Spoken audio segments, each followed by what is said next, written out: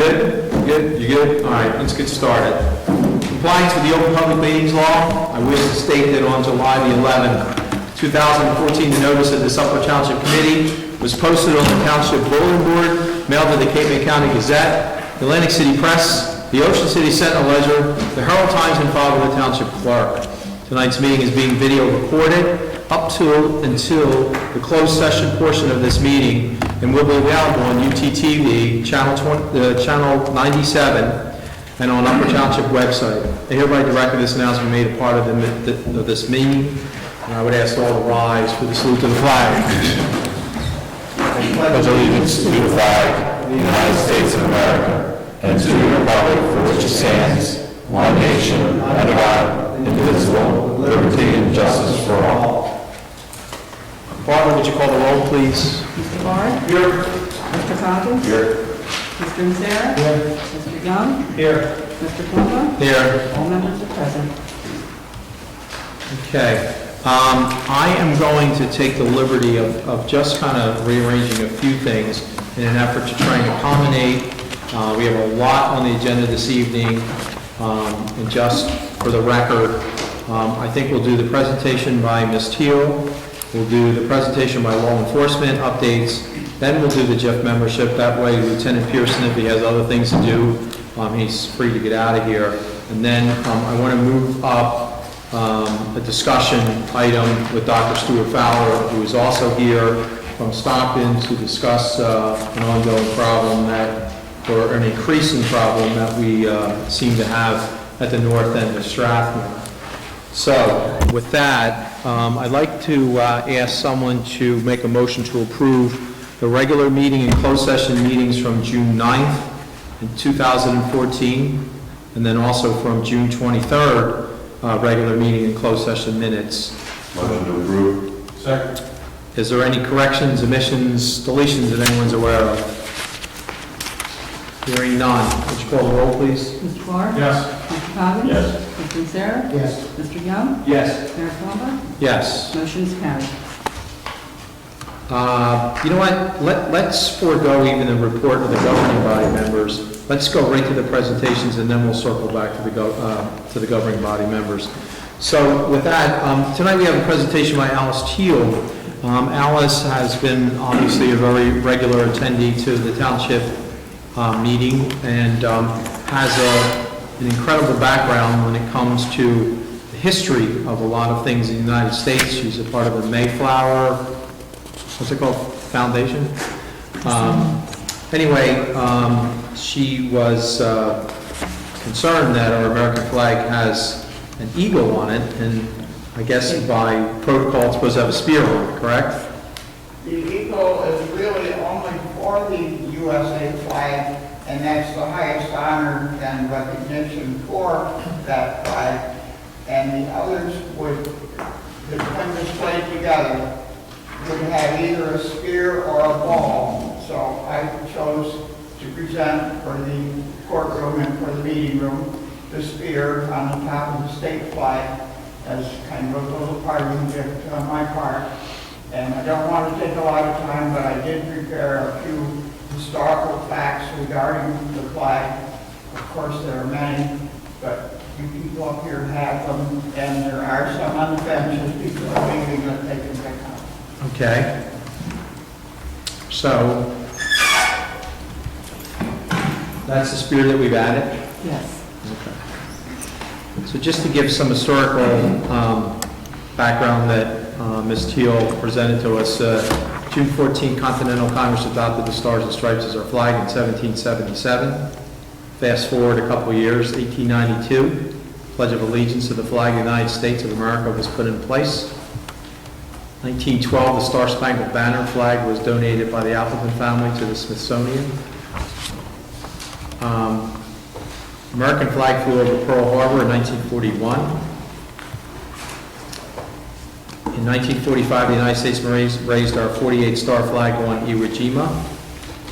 1963, the flag was placed on the top of Mount Everest.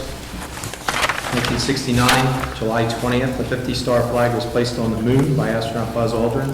1995, an amendment to the United States Constitution was defeated in the Senate that would have made burning the United States flag a punishable crime. I guess that has something to do with freedom of speech, but anyway, Alice has presented us with a spear, and we thank you for that. So now, it sounds like we're in compliance, the eagle is on the American flag, and now we have the spear for the state of New Jersey, which basically signifies that the American flag is the ultimate important symbol of this meeting, so we thank you for that. I might add too that it always helps when they're placing the ball that the eagle faces the audience. Because when we sit out here and we see it sort of facing the wall, it loses a little significance. Not having to turn it around. All right, well, it's nice to know after all these years we're in compliance, so thank you, Alice. Thank you, Alice.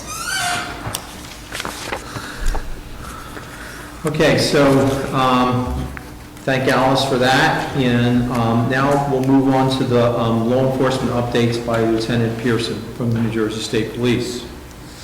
How's everybody tonight? Great, how about yourself? Excellent, thanks. I think you got a copy of the report I sent out. We're pretty busy again last month. You can see some of the statistics in there. The calls are going down a little bit, but I think a lot of that's related to the personnel that we've lost. Obviously, as the personnel goes down, the ability to stop cars and other things goes down a little bit, but the guys are all working hard. Accidents, some things that I really like to point out, accidents are staying pretty level. They're down a lot dramatically from last year. I haven't noticed any trends or specific areas that we need to address, as if there's any one area that's having a problem. So it's not as if they're all on Route 9 or one of the other roads, so that's really good to hear. I think aggressive patrolling has a lot to do with that. Try to get the troopers out there on all the roadways at all times of night, enforcing the DWI laws and all the other laws, so it has a major part to play in the reduction of accidents. Yeah, and I want to compliment you and your staff. I mean, there has been a real visual presence of state troopers as you drive along the highways. I'm sure all of us have seen that, whether it's on Route 9 or Stagecoach or Tuckahoe Road 50 or any number of the major throughways in the township. There's been a presence of the state troopers, and I think just seeing a vehicle reminds people that they need to slow down and certainly be considerate of others. So. There's also, I'll notice that you had a trooper class go down too, so. Yeah, we have some new guys and one coming out very soon, so that will add more personnel and then we'll see even more hopefully. But that's one of my things, the main points I'm trying to do is get the guys out there, be aggressive and have a high visibility. And I try to tell them, let's face it, nobody wants to investigate an accident, although they will. And a lot of times just being visible can prevent something like that. And save lives, that's important. But some of the other stats, you see the investigations, DWIs were pretty good last month. You see the program implementing the chat with the trooper. I see the flyer out there. That's just a further way of me meeting with people in the community, listening to their issues and concerns. So one month I'll do Upper, next month I'll go to another township, one of the 3 we cover, and then the third one, and then come back again to Upper. And it'll just be a different location each month. Just a way to address concerns and issues, so there's not any walls between us, and then people have legitimate issues, and they'll have a place to voice it. Well, just as you have reached out to us on several occasions to ask, how are things going and those kind of things. I mean, we also want to, reciprocate, and if there's anything that we as a committee can do to complement you and your staff and the things that your normal duties and tasks, that we can somehow help out. We're certainly here to do whatever we can to work with you to complement what you're doing. So I appreciate that. And then lastly, we have the Amanda Field event, 4th of July, which from all accounts seemed to be a rousing success for the township and for all the people that attended. Speaking with Committeeman Barr about some type of after-action report, and especially for next year, because obviously it was pretty big. And it seems to be getting even bigger, so we're going to focus our efforts on that. We'll get together even earlier next year, definitely if you do the same thing, put together a plan of action for that. But it seemed by all accounts to go really well. Anybody have any questions on that? Lieutenant will not be there. The township committee, township residents, we would say thank you. for the presence of the state troopers that were there, and we're working with the sheriff's department to get on there. We had a lot more than we anticipated. I expected because everybody else canceled, and we were fortunate enough to get ours off the ground and have a great day. But their presence here was greatly appreciated. I talked to Trooper Leo, and he said that he had no problems with everything the way it worked that day. We had no issues with anybody. So we want to extend our Oh, you're very thank welcome. you. And I'll send that to the sheriff's department too. And really, it was an all-day event because they were also had a great presence at the July 4th parade in Strathmere that 4 of us had attended, and despite the still rainy day in the morning, we were all out there and got a little drenched. I'm not sure how that bubble gum went after we started throwing it, but they were there as well, and that helped to get us through the day. So. Again, if there's anything I can do, please don't hesitate to ask. Thank you. Thank you very much. Appreciate it. Is this related to a question? Because we don't normally open it up at this point, but I have a concern, I think. well, hold on. If I allow you to speak, you need to come up and state your name. And I would only ask that you would address this as towards something that is with respect to the state troopers, since there's a presentation going on. Okay, Natalie, 759 Route 50 in Petersburg, and it's milepost 3.8. And it was a little hard to hear because I was sitting behind him, but I think he was talking about the accidents. And I'm wondering if this board is aware that on July 4th, there was an accident at the 610 and 50 traffic light involving a motorcycle. And on May 2nd, there was an accident at milepost 3.8 on my property, where a Verizon pole was taken out, and 2 months later, on July 7th, there was another accident. The same pole was hit and taken out at milepost 3.8. So there were 3 accidents at my house within the last 2 months.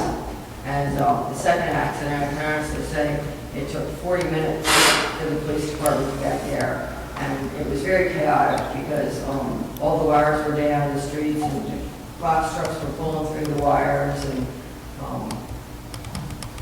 I'm not sure what's going on there, but I wanted to talk to the Township Committee about the wild animals, the deer and whatnot. Well, that wouldn't be appropriate now. We would need that for the public section. Right. And, I don't know if it's speed limit, issue, blind curve, but there's a... Well, why don't we, and I'm not trying to, because you'll have plenty of opportunity and latitude to give us, some things, but, like I said, normally we have a public portion to address those kind of issues. I just was wondering if you had something specific to, whether it was July 4th or a specific issue to talk to Lieutenant Pearson. He was talking about the accidents, I guess, and he said that they're down. I think that they're higher, particularly at 759 or 50. I'll be happy to talk. Sure. He's going to talk to you personally.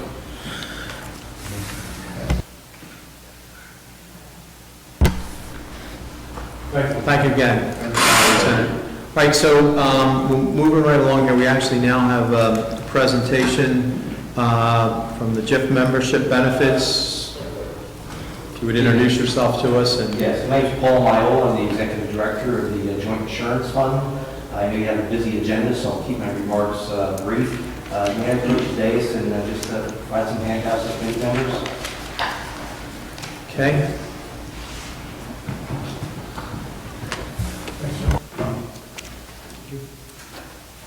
Thank you. Thank you.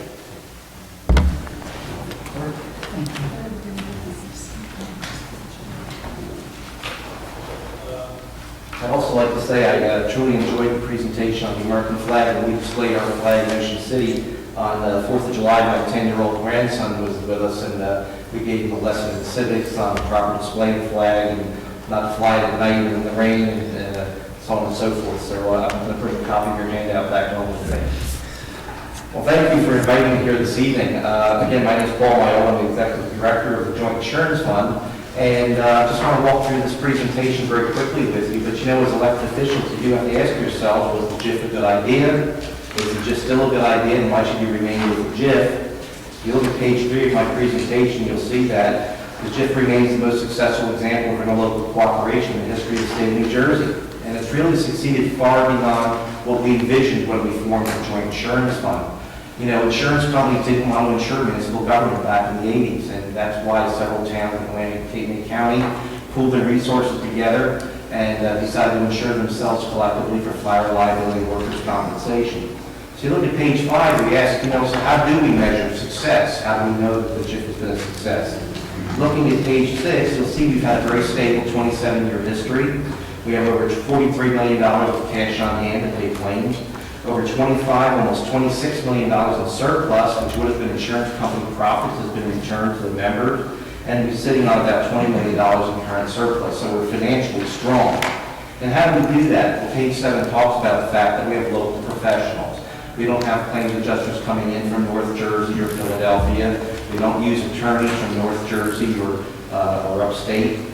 We have specialized programs that are geared for municipal government, strong risk management and claims management programs, coverage that's designed for municipal government operations, a high level of accountability, strong budget control, and financial stability and strength. But most importantly, it's the member involvement.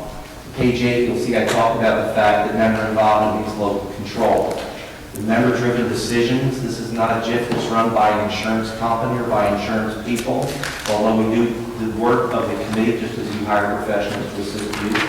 We have peer meetings on a monthly basis here in Cape May County. We have built-in networking opportunities and collaboration among local municipalities, which I think is very important for your administrators and clerks to meet with other clerks and administrators and share information and ideas. And all members of the JIF are committed to safety and risk management. That's really the most important point, and that's what helps us to save money. Page 9 just shows you who your neighbors are.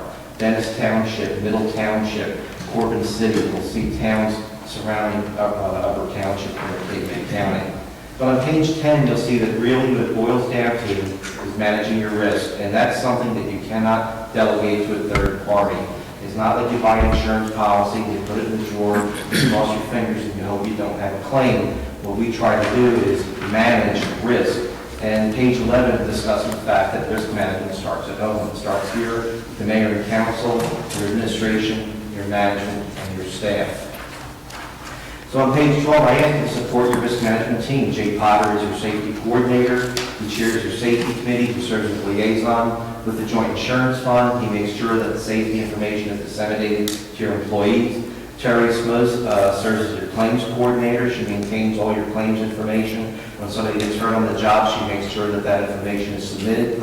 And Terry also acts as your fund commissioner, and she makes sure that she represents Upper Township and looks out for your interests. So how are you doing? Page 13 shows a loss ratio report. And a loss ratio of 100% means that we're spending $1 in claims for every dollar that's paid into the JIF. And you'll see that over a 6-year history, we put out about $1.44 for every dollar we put into the JIF. So page 14 shows that unlike an insurance company, we don't beat you up with your premiums. What we try to do is come in and work with your employees, work with your management team, work with your administrator to see where these claims coming from and what can we do to prevent them from occurring again. So had you had those types of claims with an insurance company, I think you would have seen your premiums skyrocket quite dramatically, and page 14 shows quite the opposite. Page 15 also mentions the fact that every penny that we don't pay in claims is returned to our members as dividends. We returned over almost $26 million in dividends. We're looking to return another $500,000 this year, and so far you folks have received about $26,000 in dividends. So page 16, why are we so cost effective? Well, there's no drive for profits. We're not owned by Wall Street. We're not an insurance company. There's no tax loading built into the premiums. There's no residual market cost to bail out the assigned risk plan. We have very low overhead, as you'll see on another slide. We have medical inflation under control. We use strong litigation management policies. And most importantly, consistent member-specific safety programs, claims management, and risk management programs. All the members of the JIF buy into those programs so that you know that your neighbors are not just looking to determine claims, but prevent claims from occurring in the first place. I compare that on page 17 to other JIFs. There are some other JIFs in the state of New Jersey. They accept members from throughout the state. Most of them operate up in North Jersey. They have very little in common with our members here in South Jersey.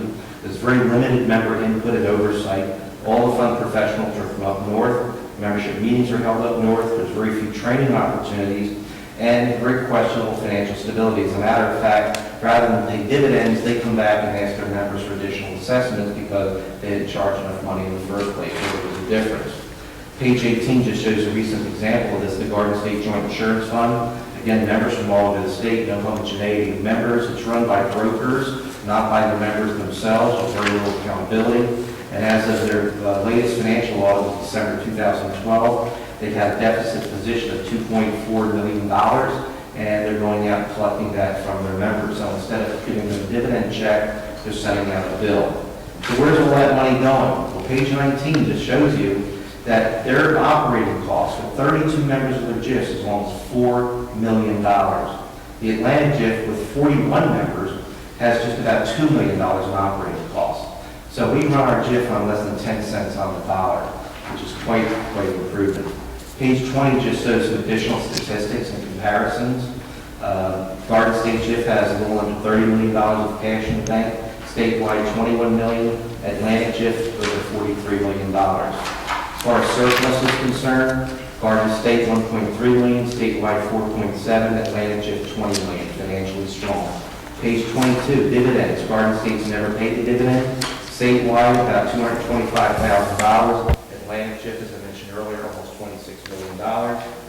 And finally, additional assessments. And you can see that the Garden State GIF has gone out and asked their members to bring in an extra $2.4 million. Statewide, $1.6 million. Atlanta GIF had a $300,000 assessment back in 2000, but we offset that with dividends.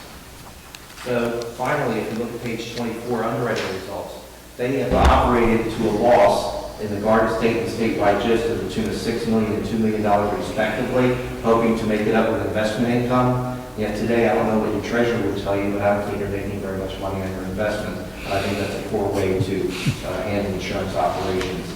Our underwriting profit has been well over $25 million. So you'll see a summary of all those points on page 25. And then on page 26, just the bottom line. Who you're sharing risk with, who's going to defend my claims, are they local attorneys that specialize in municipal matters, who are you going to call for help, will they be here in 10 years, and who's minding the store, where's the money going, and who's making the money.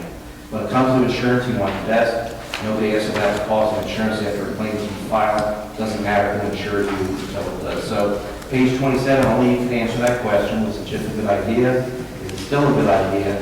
Why remain with the GIF? I hope that you'll answer those questions positively when you make a decision whether to remove the joint insurance fund and what you do. If you haven't entertained any questions that you have at this time, Mayor Palumbo? No, I think, and in the past, we've had some, unfortunate incidents where, there has been some workman's comp policies and those kind of things, and we've really taken some real proactive steps. The major one being just a total revamping of our trash collection system to avoid having, as best we can, having people in the back of the trucks. So that was something that has certainly complimented us, and we have taken the honoring of us. In fact, there's one this evening. We've taken a quarterly safety or a monthly safety initiative that someone points out to one of our employees, so that those little things have come a long way to bring us more in compliance with a lot of with respect, I guess, to actuarial amounts and those kind of things that you put in earlier. So and as far as I know, all 5 of us have done our GIF ethics and review course and all that to give us a savings as well. So we continue to, I'm not speaking for my colleagues, but I would assume that we're certainly going to continue the great partnership we've had with you and the substantial savings that this township has been able to achieve over the years. So. Thank you, Mayor. And just I'm going to leave you beside the back sheet of your handout is a summary of your joint insurance fund membership and your benefits, some of the dollar savings that you've achieved, and also the back page are some graphs that show a comparison of our GIF with the other joint insurance funds I discussed, and some financial highlights, which I think you'll find extremely interesting, the real strength and strong financial position we have today. I guess what's interesting to ask is that I don't believe there's any municipality in Cape May or Atlantic County that isn't a part of GIF, is there? Yeah, every town in Cape May County is in the GIF.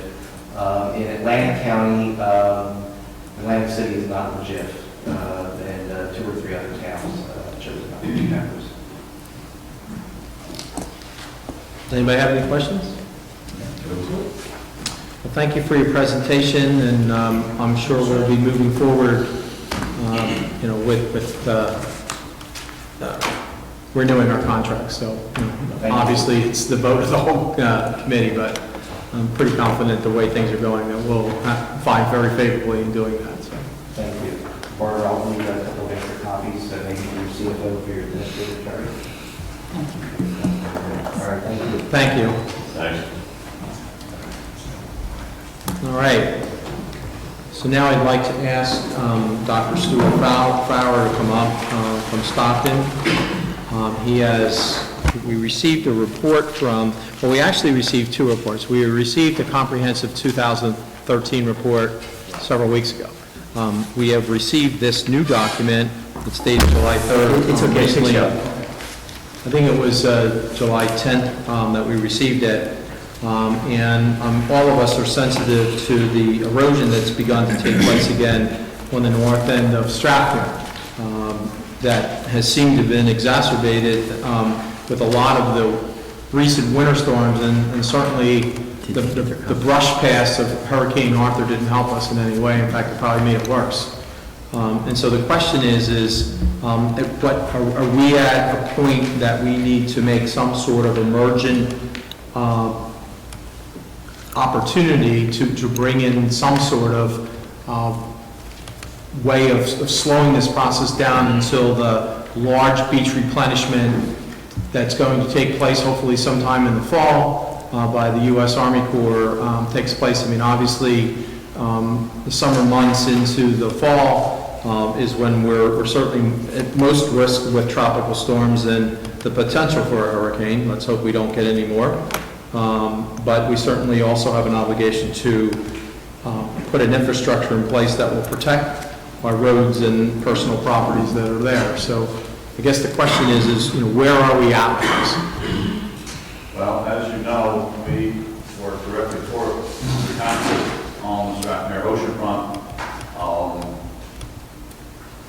In taking samples of the topography on 200-foot spaced intervals from the boundary with the state park at the very north end, all the way to the Seattle City boundary, south end of the beach, it's 52 separate survey cross-sections all the way down the beach, offshore to about 20 foot of water. So we cover the area fairly thoroughly twice a year.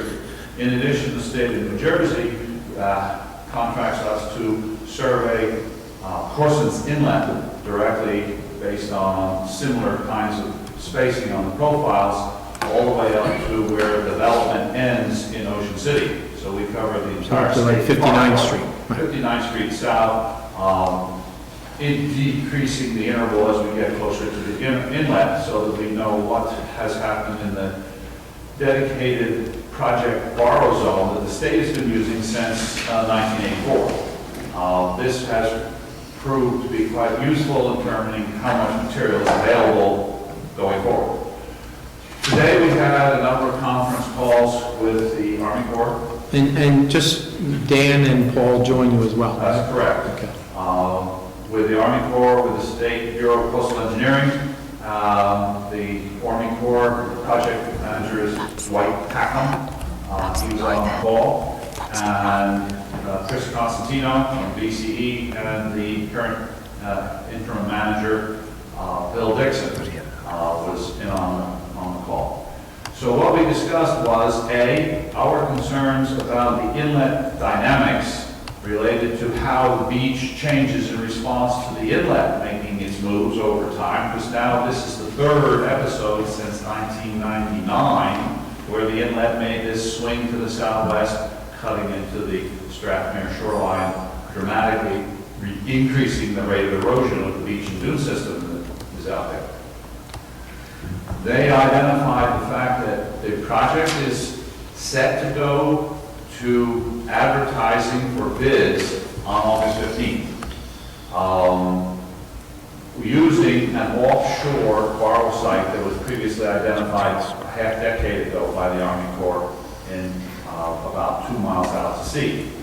That site contains over 4.5 million yards of sand, which is the required amount necessary for both sides of Corson's Inlet. They're going to put 2.5 million yards of sand on the southern half of Ocean City, and then they're turning the dredge around and having them place an equivalent amount of sand from Strathmere down to Sea City. So between 2.2 and 2.4 million yards reduced in their initial estimates because of the 2009 beach fill that was done by the state of New Jersey cooperatively with the township and Sea City.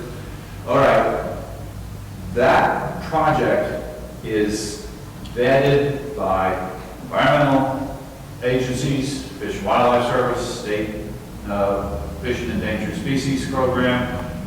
Everybody imaginable has had their 2 cents put into this program as it is spec'd and as it is going to be bid out. And so the Corps was very reluctant to switch borrow zones to Corson's Inlet to take the sand out of Corson's Inlet. We said, well, you've got 3 million yards of sand in the borrow site that's been authorized. That's not 4.5 if you take it all at once in a very short period of time. So that was one thing they had a problem with, changing it to a site with less material. If they had to change anything in their set of documents, which probably is 200 pages at least, they would have to go back for an interim program report by the headquarters in Washington. And he said, Which would further delay this project. a half year to a year, he said, and that would be a serious problem going forward because that puts us through 2 more winter seasons without anything being done. So I said, you got me here, I agree 100%, we should have the sand go on the beach and we'll deal with the inlet as time changes. Now, 4 million yards of sand placed in the system will change how the inlet behaves simply because it'll be overwhelmed with sand on both sides, so it'll be quite, stable because the channel is not big enough to deal with all that material at once. And so it will migrate, but at what rate, nobody knows because that's like 4 times the amount of sand that's in the inlet at any one time. So if they finish pumping that much sand, you're going to have a huge stockpile on Strathmere as well as on the state park side in Ocean City, and things should be at least definable for quite some time, hopefully the 3-year time interval. Now, the renourishment interval on the Ocean City side is 3 years. On the Strathmere side, they've decided it's 5 years. And so they are planning to utilize Corson's Inlet as a sand source in future maintenance nourishments. They said that is a fact. We are going to do that. And so that should we in the future notice that things are not going well, that they would make sure that they consider all the aspects of managing the inlet as part of the project to keep it on the north side of the channel towards the state park side on Ocean City, to keep it away from the Strathmere side deliberately. And we've always pushed for that with the state program because the borrow zone was expanded to the north as a result of our efforts dealing with the permitting agencies to have a more northerly excavation area that would fill up first, not push the inlet southwest towards Strathmere. All right, I provided a set of 6, probably not enough, but I can certainly email you the originals and you can provide them to whoever you need. Photographs taken by Ted Kingston, who works under contract for the Coastal Center, flying regular missions all over the coastline, but focusing because he happens to love it, Strathmere. And lives there. And he took pictures that I presented here from late January, March 2nd, and the one that's got everybody all wound up is the July 5th photograph after Hurricane Arthur had gone through, showing about 100 feet of shoreline retreat that took place just as a result of being cut by those very short period, high-intensity waves that occurred at high tide. So, with that in mind, this interim report was prepared that we said, okay, we did a survey in March for the whole place, inlet, Strathmere coast, offshore, Strathmere, all the way down to Sea City. And we found that the deficit was approximately 235,000 cubic yards in the time between the 2013 report and this event, that deficit is attributable to the winter storms plus Arthur, and that we would essentially hardly recommend that this program be initiated as soon as possible with the Army Corps of the State of New Jersey.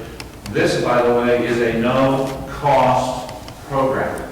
Public Law 113-2 passed by Congress at the end of 2012 into 2013 meant that any authorized and yet unconstructed projects could be, in the Hurricane Sandy aftermath, 100% federally funded. So normally it's 65-35. So this is the best deal of this century you're going to see in terms of beach replenishment for, I think, some time to come. Anyway, bottom line, the situation is grave, but not that serious that you have to do it tomorrow. The steel wall that was erected in 2008 and the rocks placed in front of it before the 2009 state project got underway are still present.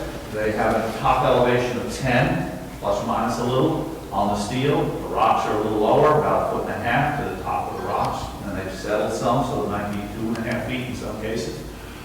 But the rocks and steel end in front of Seaview Avenue, and they go all the way to the extension of Commonwealth Avenue to the state park boundary. So that's where they stop going westward along the inlet shoreline. Our recommendation is that the township have an emergency declaration, because this is a critical situation that could become a crisis should there be another Hurricane Arthur-like event between now and when the Corps starts pumping. We even got them to say, look, if it really looks ugly, we'll have them pump first in Strathmere and move up to Ocean City. If, you know, who's got the shortest distance to structures will get the first say, basically, is exactly what he said at the end of the conversation. So until then, I think you ought to have a contingency plan. I know Paul's been working on it since we first called this, and he noticed the situation developing in early January, that Albrecht and Hume, they have sand, they'll bring it, and we can place material to keep any flanking of the steel and rocks that are present from moving inland rapidly. There's an old bulkhead with some rocks in front of it that goes south from Seaview and continues all the way down past Tecumseh, because that's the last place I saw it exposed years ago before any. Well, yeah, and Sherman has pilings as well, but they haven't been exposed for a number of years. And Many I don't know years. what condition they are up at the very north end compared to, they look pretty good condition down to Tecumseh when we saw them, but I don't know how good their condition is. I guess the question is, we did this once in the past, Right. in between beach floods. Correct. And it took all of one nor'easter or whatever it was to just totally get rid of the sand. Correct. And I guess there's two questions. One, the declaration of emergent situation allows us to make some decisions that we need to make.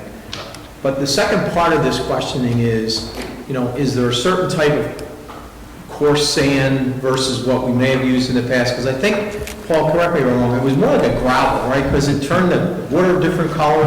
No, we had, I mean, there's a small, because it was a quarry sand, it had some mix of some yellower sand. Right. But it was still the gradation, and really the You state, literally could watch the sand like migrate through the you know, inlet channel there, you know, as it began. But, you know, obviously we have an obligation to protect our own infrastructure, meaning the roads and the personal property there.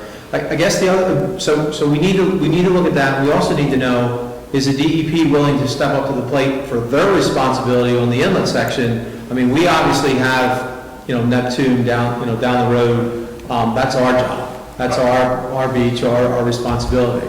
But we need to, I mean, for us to put sand in front of, you know, some particular infrastructure and not do anything on the inlet, you know, brings me back flashbacks when they literally was up against those homes that had a bulkhead put and with no rocks, and we literally had, you know, 6 feet of water heading up right into people's backyards. Correct. Well, that came up in the discussion with the state today. They said that. Which, by the way, we paid for the rocks in the inlet already, so. That's correct too. The state folks, that would be Bill Dixon, said, look, I've already approached the natural open space committee. The parks of New Jersey are under the open space, and the coast of New Jersey is under this natural resource committee. They are already worried about the loss of the parkland, similar to what happened in 2008. They, of course, have no money. They are willing to cooperate with BCE if BCE can scratch together some interim money to fund material placed on the park side. And BC? Bureau of Coastal Engineering. What they, if I may interject, what they had asked for, they essentially said they don't feel, initially they said they don't feel they have extra funding. However, in reviewing Dr. Farrell's most recent reports days ago, they understand the emergent situation that is developing, and if there's a significant storm, what would be at risk. The two don't equal each other, obviously. They kind of, those two thoughts kind of contradict.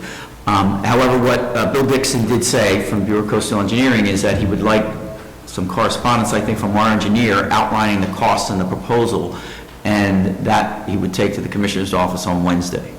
And I think Paul agreed to get him something by tomorrow to help hopefully get their side of the problem addressed as well. Just for the committee's purposes, the declaration of an emergency allows you to act quickly because of the emergency if you need to. Could do it on quotes and estimates as opposed to the full public bidding process that would ordinarily, if it wasn't an emergent situation, we would ordinarily go through.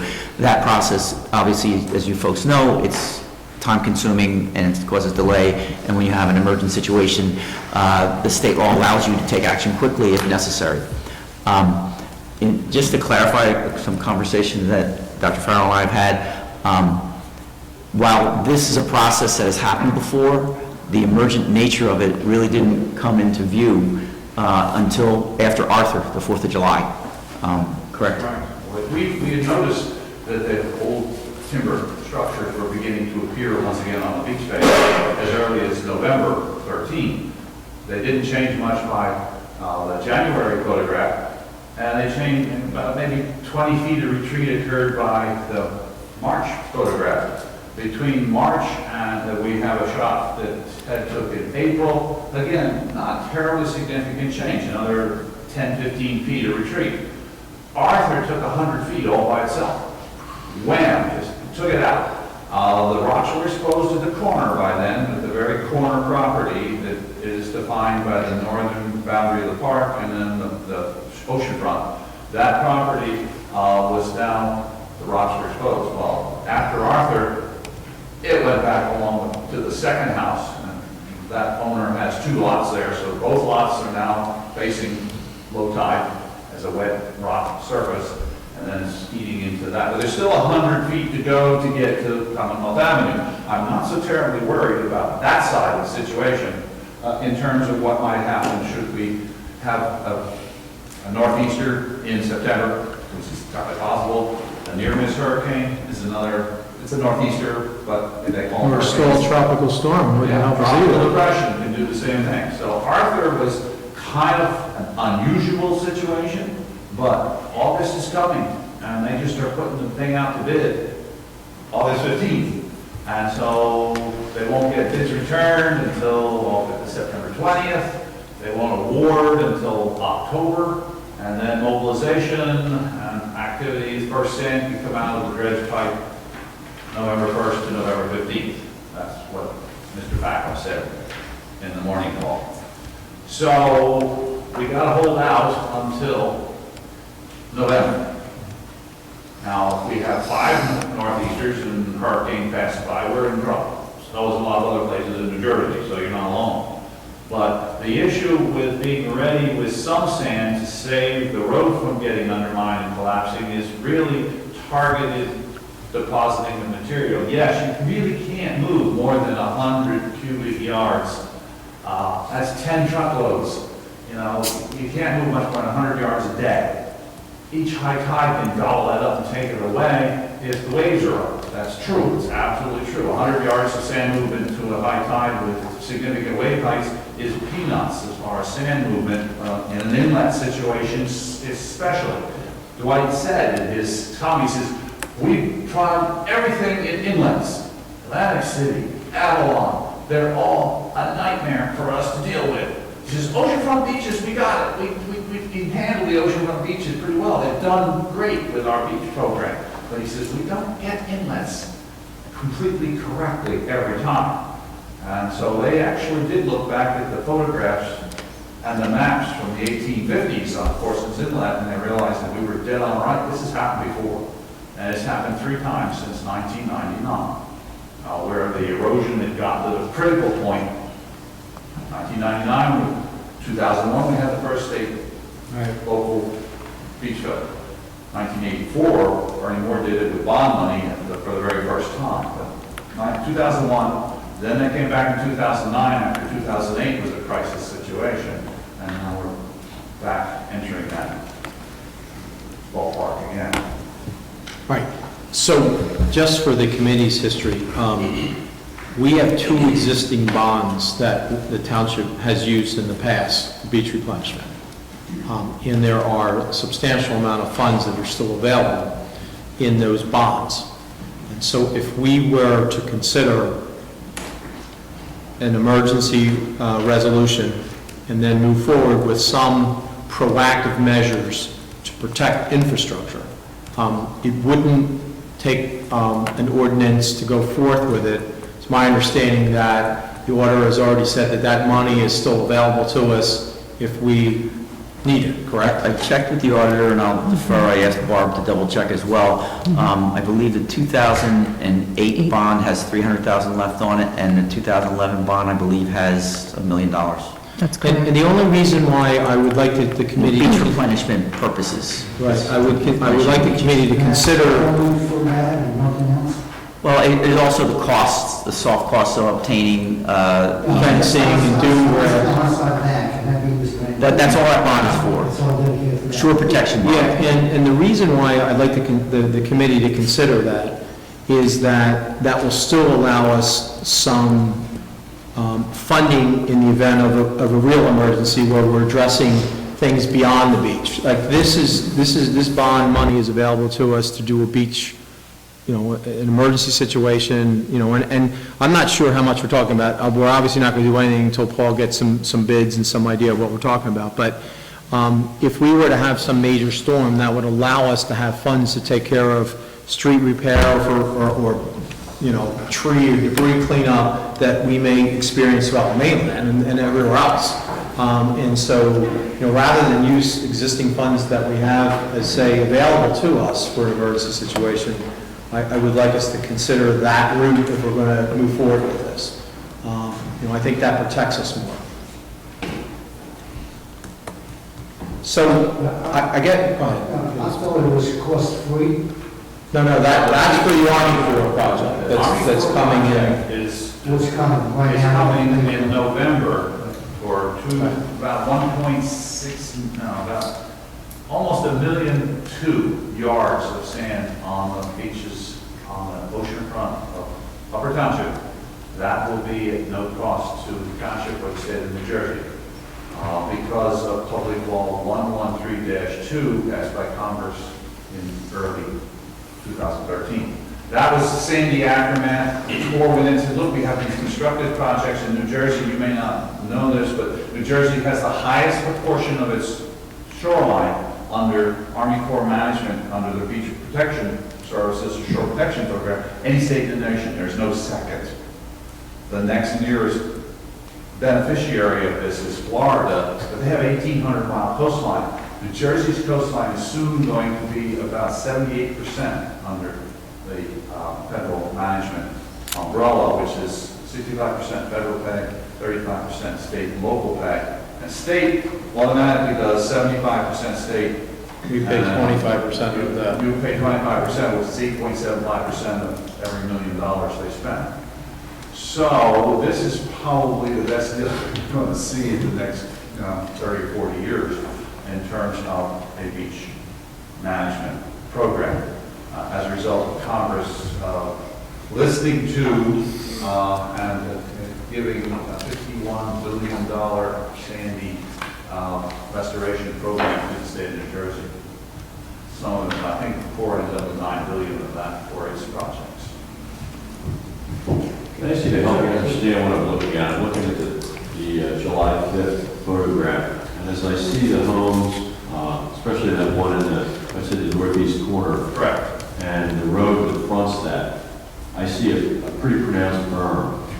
What is there to stabilize that berm that I don't see? I mean, am I just looking at? We were looking at this property, actually. That's a stone berm. That's the beginning. That's the rock revetment. That's where his property begins. The berm is actually his property. Yeah. No, but It's not ours. Off the rocks behind the steel wall. There's a vertical steel wall you don't Yeah, it see. runs along here, John. The wall runs along here. The rocks are right in front of the wall. So this area that looks like they're sand is actually this person's property. It's his septic system. Not only is it his property, it's his septic system. Right. When they built that place, they came in with plastic sheeting and put in plastic sheeting with about 8-foot sheets. And then we had a couple of northeasters, and it just tore to pieces, and that's when it was decided to put in the steel and ask for permission later. the So steel, this guy's lot's essentially about to cave in. Well, he's got the I wouldn't steel go that far. It's not that far, yeah, no, But- he's got a steel wall that's embedded about 18 feet. 35. Yeah, they're 35-foot sheets, so it's about 8 feet out, and the rest is in the ground. And they put, That was paid by the homeowner, by the way, One, and then two all ton. the way around. stones in front of it with smaller core mix in between. To make it clear, the wall around his house was paid for by By him. the property owner. The township, when it was much worse than this in 2008, put in the rocks to stabilize it because we were threatened at that point of losing that Oh, block. we literally had water in people's Yes. backyards, that's Yes. how bad it was. So the rocks were the township also put the steel wall in front of all of its street ends. No, it's The thing continued. to take, and maybe you can elaborate a little bit more on this, Dr. Farrell, was that what has happened here in the event of an impending storm or having a storm that would further accelerate the erosion, it really would go further down southerly, right? And that's when it goes up and impedes upon our street ends and everything else, which we had, in 2008, we literally had the front street ends cave in. They were totally, whatever you call it, they were taken up. Yeah, basically undermined and they collapsed. Right. And, so that is really why it's somewhat imperative that we find a way, and, at least a contingent plan here, so that we're also protecting our street ends and everything else that could be affected by this. I mean, I hardly concur, because back in 2008, you were within 5 to 7 feet of losing Neptune Avenue completely, because it became, another event could have just had it undermined the asphalt. But you can't even, well, that, in 2008, literally, there was no dune structure in front of the bulkhead. In fact, the bulkhead was all that existed between the street that remained and the water on Neptune. It was a very difficult situation we were dealing with at that point. If you see on that second block, as you head south, the stone revetment goes down to about that, there's 2 houses in that next block across the street from that northeasterly house. It goes down to about mid-block, it's in front of that second house, it's almost to that second groin at the next street. So that's about where the stone revetment goes down to. It's about 20 feet wide at the base and, tapers up to about 10 or 15 feet wide at the top. That was the one that we put in 2008. That's the one we put in 2008, yes. And that was an $800,000 emergency project. Yes. And that's what we're trying to prevent, having to find ourselves in that situation again, so. Basically, what we were trying to do is be proactive to restore them. Right. And to get us to hopefully November, when the real sand starts coming in. Correct, and if we have I'm just saying, if we don't have any events of any significance, or those events don't do any further serious erosion, which is kind of wishful thinking, but nonetheless, let's say they don't, you don't have to do anything really, unless you face the crisis. Well, the only thing that concerns me a little bit is even with Arthur, that took all of 5 days to come like full circle from like a little weather phenomenon that then became a depression, a storm, and then ultimately accelerated, and that caused a lot of damage in like 4 or 5 days. And so we can have a contingency plan in place to mobilize in 4 or 5 days is also a very difficult task as well. And that's what I think this committee has to discuss, you know, working with Paul and, you know, and yourself, and, you know, where we go from here. I agree. No contest. It's certainly something we can plan for. Whether we can execute it in time will depend on how Mother treats us over the next month and 2.5 months. So it would be nice to be proactive and get ready for in the event there's a storm. But we want to actually act on and have sand go in and If you have everything in place and you have a phone call to make to the sand supplier and you say, look, we're going to have a storm in 3 days, how many yards can you bring? I know that Albrecht can put 12 trucks on the road with his contract haulers, and he has 5. We worked with him extensively on the bay problem, bay issue with the sand on the bay beaches on the west side of the county, in middle and lower. And some in Upper Township too, I believe, we're working there too, to restore the red knot barging on horseshoe crab eggs. Actually, the horseshoe crabs have sand to lay eggs in. They don't lay eggs in mud. So Sandy did a wonderful job of stripping most of the sand off of those beaches as well. And so the Nickwood National Fisheries is putting money into restoring those with hauled-in, trucked-in sand. And we've been the monitors and the purveyors of that information for the Audubon Society and the Nature Conservancy and the National Fisheries Group that's involved in this. So I know an awful lot about Albrecht sand quality capacity, and they have a limited grain size they have available. They don't have really coarse stuff. The really coarse stuff that you find down at Cape May Point nowadays came from river terraces from the Ice Age glaciers melting in the Delaware Valley, way up there, and bringing coarse stuff down. We had cobbles the size of billiard balls coming up on the dredge on Cape May Point shoreline. Most of that stuff is armoring the offshore coast right now because it kind of ended up out there after a couple of storms. But then they put screens on both ends to keep the size at a more reasonable amount. So coarser sand, Albrecht just doesn't have stuff much coarser than that 0.5 millimeter available. 0.5 millimeter is typical. Now, the sand in Cape May County averages on the natural beach 1/4 millimeter. So it's actually coarser than the native material by a factor of 2. so basically we want to get ready to make the phone call. Yes. If needed.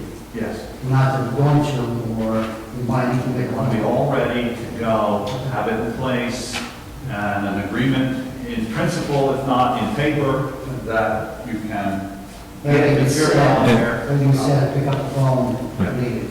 And I've had those phone conversations with Albrecht and Hume.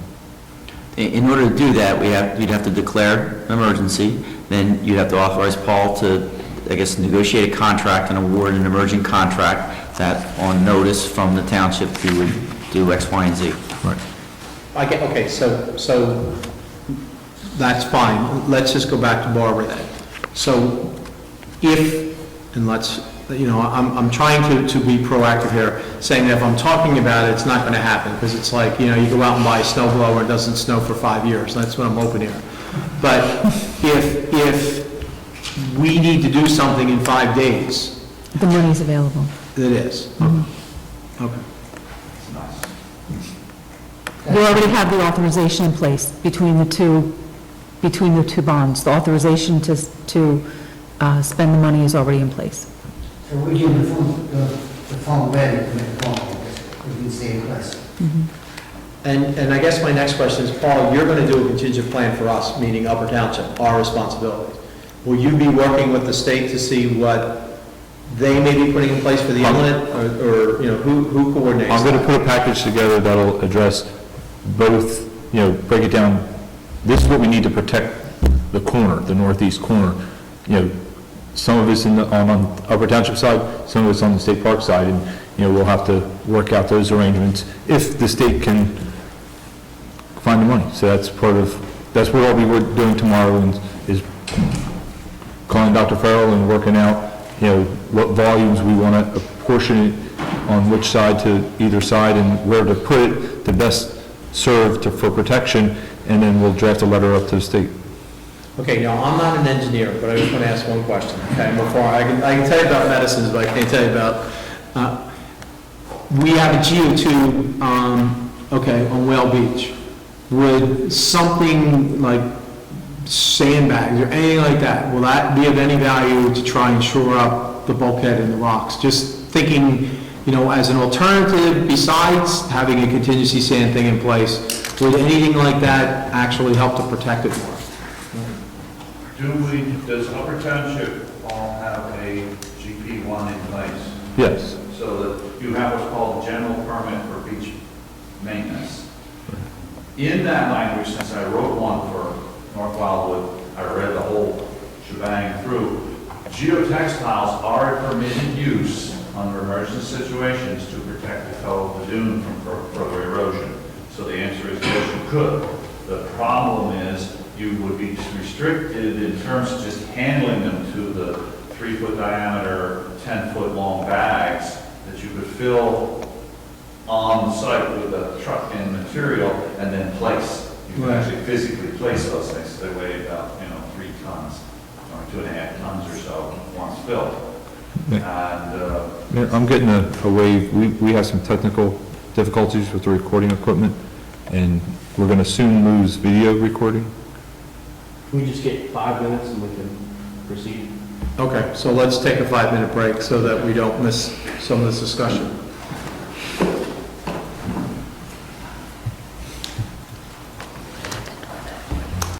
At least they didn't hear me say How about that. the other,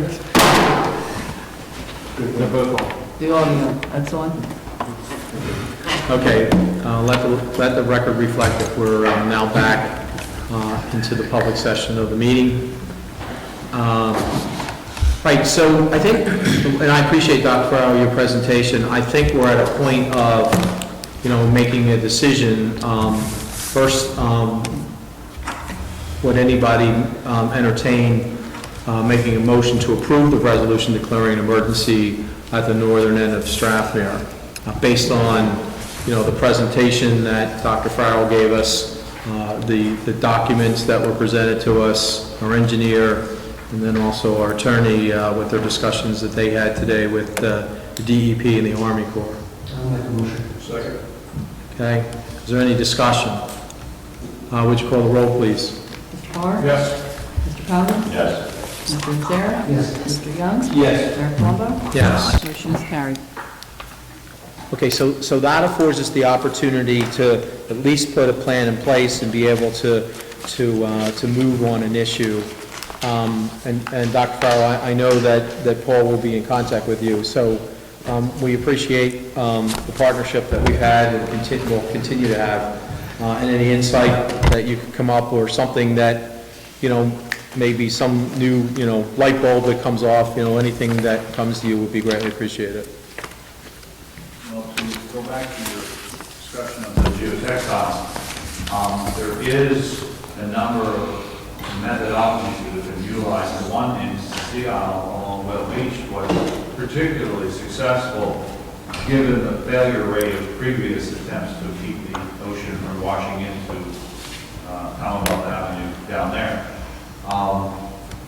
There's been several projects we've participated in where these, as I said, these 3 by 10 foot, 3-foot diameter, 10 feet long, you fill them any way you want to, even with shovels if you had to, but mostly they have a small pump that just slurries up the material and fills the bag. They seal it and they place it with a fork front end loader. They can stack these up and overlap them so that they half overlap and keeps them together at the toe of this scarp in front of the dunes. And that does impede modest to small storm events from further taking more of the dune, because if you lose it 100 feet at a time, that's one thing. But you can also lose 100 feet 5 feet at a time over 20 separate events. And that's what these things are designed to impede. Now, the cost of doing that is something I know nothing about in terms of today's pricing. Because when we did this, it was like 2002, and the borough of Antelope at their street ends. So, I know, but several of my colleagues are involved in the business, and I can certainly get them to get up with Paul and give you. Well, I mean, I think it's something, as we're developing this plan, it's something I think we should look at. And the only reason why I say that is, I guess from my, just thinking, and whether it's right or wrong, is that, if we're going to invest we're going to put some kind of investment as a shore up to protect the area, would potentially it last longer by using one of those devices versus putting clumps of sand and then having it washed away to prevent a storm? The answer is yes, it would. It costs more than just dumping the sand. Well, I understand that, but I think, if we had a comparison, We're going to get some longevity out of this. Right. And also material that doesn't go away, if the beach is then brought back in November and everything's fine, they're still there. That's right. I mean, that is one benefit they have. Now, most of the time, geotextiles are not, set out as a cure-all for ocean-front wave-facing structures. We found that out in Sea Isle, first of all, some time back, and then in Avalon, where they sank out of sight into the substrate offshore. But other than that, they work really well as a temporary interim stopgap to keeping dune erosion to a minimum until something more robust is done in terms of beach flow. Okay. I'll get to that too, Paul. Okay, thank you. Anybody else have any questions? Well, thank you again, we appreciate it. Certainly free to stay at our meeting, but I'm sure you have other things to do, so. Well, thank you. All right, so, Barbara, would you like to take over the resolutions? Do we have, there's no other reports or anything? Oh, that's a good idea, sorry. All right, so do you have anything for us this evening? Nothing to report, so thank you. Okay, Daniel? Nothing now, but we do have a number of items for closed session. Okay. Paul? Just the one thing, I did send a little email out to everybody at the committee, but I wanted to make at least an announcement that the New Jersey American gave us notice that the new well for the water supply over in Strathmere has been given its thumbs up approval to operate by the DEP. So the issue where I think it was about 2 years ago, there was some potential that there were going to be no more water connections for new construction or change of services over in Strathmere. The New Jersey Americans fulfilled their commitment to replace that aging well and increase their allocation to meet both the monthly and annual water usage requirements for Strathmere. So they're good to go. And the other good news is, if everybody's been over there on Vincent Road, the old water well that's been out in the middle of the street for all these years, will be actually removing that old water well, and we'll be able to get some street road back to have better safety coordination along Vincent Road. So that's all I had to report this evening. Well, just to bring Vincent Road up again, over the weekend there was a conversation I had with a couple of residents on there, and there was a request to look at whether or not it would be feasible to make that one way, and part of it is because of the way it indentates and, and it really creates a parking problem. Certainly emergency vehicles, and for that matter, any kind of cars really squeeze to get past there, because it is two-way at this point. So, I mean, is that something that we should consider looking at as well? No, because that water well will be removed. So does that, so does that mean the street will then? They're going to widen, they're going to rebuild the street and, So they're going to take a bite out for everything, right? yes, yes, so we'll have a full-width street through Vincent. Okay. Good. I'll let them know. Barbara? Nothing this evening, thanks. Okay. Mr. Coggins? Nothing to say. Mr. Young? Yeah, football, right now, the kids program is running their summer camp. They've had really nice turnout and great response. The changes in the program really seem to be working well. Our Little League and Babe Ruth Auburn baseball teams, they went to the state finals Have done very well, with many of them winning championships. And our 11 and 12-year-olds, I think it was, were just heading to the finals, possibly of the state championship, which would put them in running to go to win for the Little League World Series? World Series. So I talked to Frank Puma the other day, and he's going to write everything up so we'll have a copy of what they accomplished. But it's pretty amazing where they are right now as a whole for the program. So the other thing I had is the 4th of July celebration. Considering the fact that we didn't know if we were going to have it or not until the end minute. Well, it was about 9:15 when we finally got sign off to let the fireworks go off. It was getting a little hairy. There's a lot of thank yous that I need to get out, and I know I'm not going to touch base on all, but we're going to do it publicly in the newspaper too. I'm going to thank the clerk's office, Barbara and Karen. They were phenomenal, taking the idea and running with it and doing a lot of regular course. All the township employees, Barb Spiegel was in contact with different things. Paul,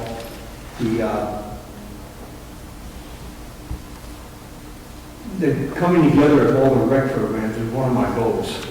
It seems like over the last couple of years, recreation has all taken on a separate identity, every program. Before, we were all one group. So one of my goals was to bring everybody together this year again. And the fundraiser that we wanted to do was for Challenger Sports. Every program in the township, with the exception of one that said they never received an email,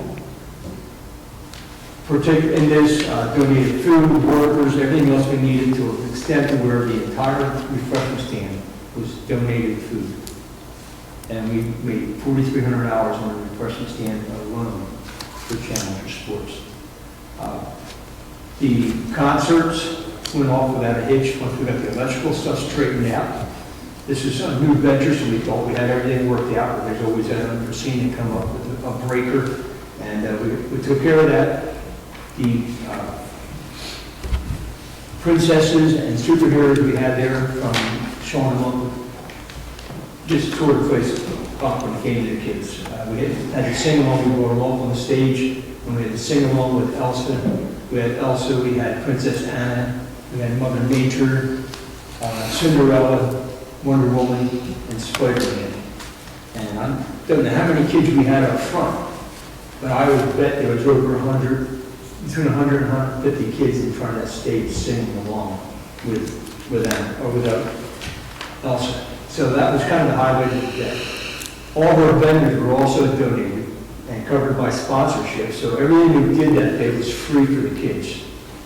And I received a lot of compliments and a lot of thank you from parents with families of 3, 4, 5 kids.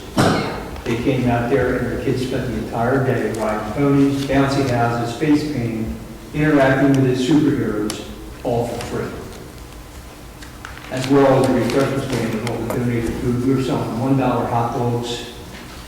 So you could put every family of 4 for about $20, you could feed them for the day. We went through, I think it was 10 crock pots of meatballs, 8 crock pots of sausage and peppers, 650 hot dogs, over 500 pretzels, and I couldn't tell you how many cookies and donuts and brownies and everything else we went. The refreshment stand had a line all day to the edge of the road and down the side of the fence.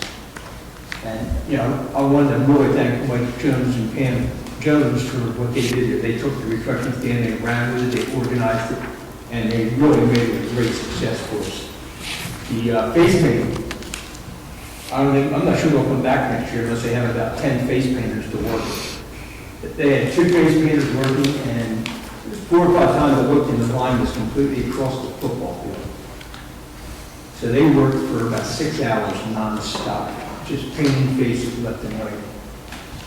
He had a very nice closing on it. We brought up all the Boy Scouts that were there, about 20 of them, they presented the flag. We brought up the American Legion with their guns, and a friend of mine, Tom Rock, brought his 52 Korean-style Jeep with a 50 caliber mounted on it. It's now working by gas. And we did some game ball, Billy Ray Cyrus song. We asked all the veterans to come up front. We had quite a few come up front. And at the end of that, they did a version of National Anthem. And we which we had 21 gun salute.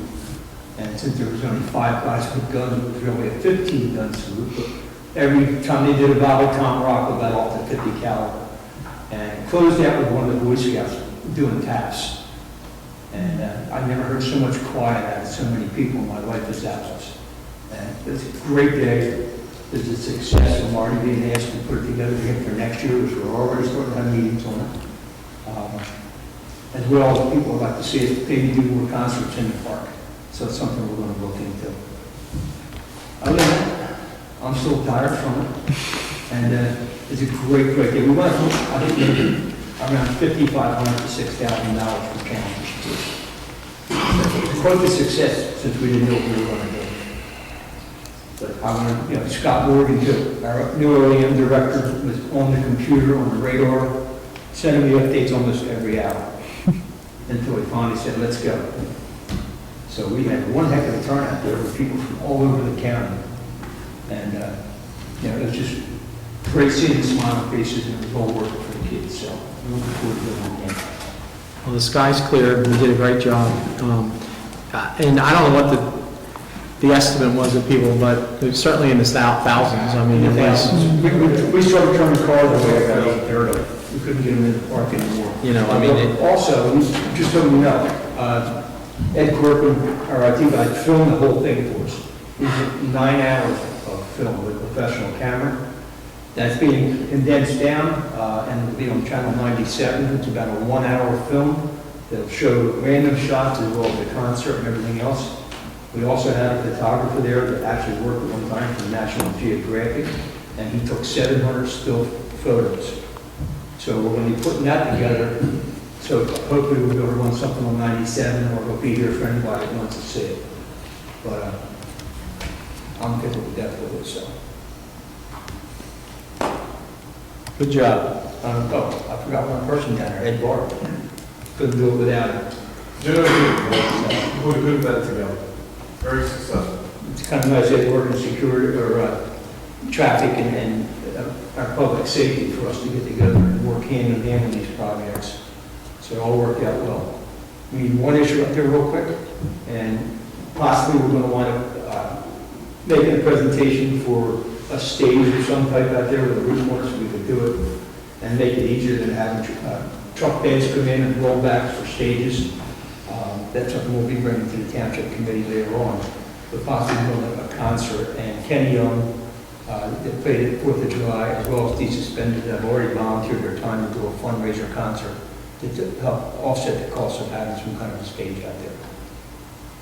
So we'll be coming back to the board with that. Okay. Mr. Insera.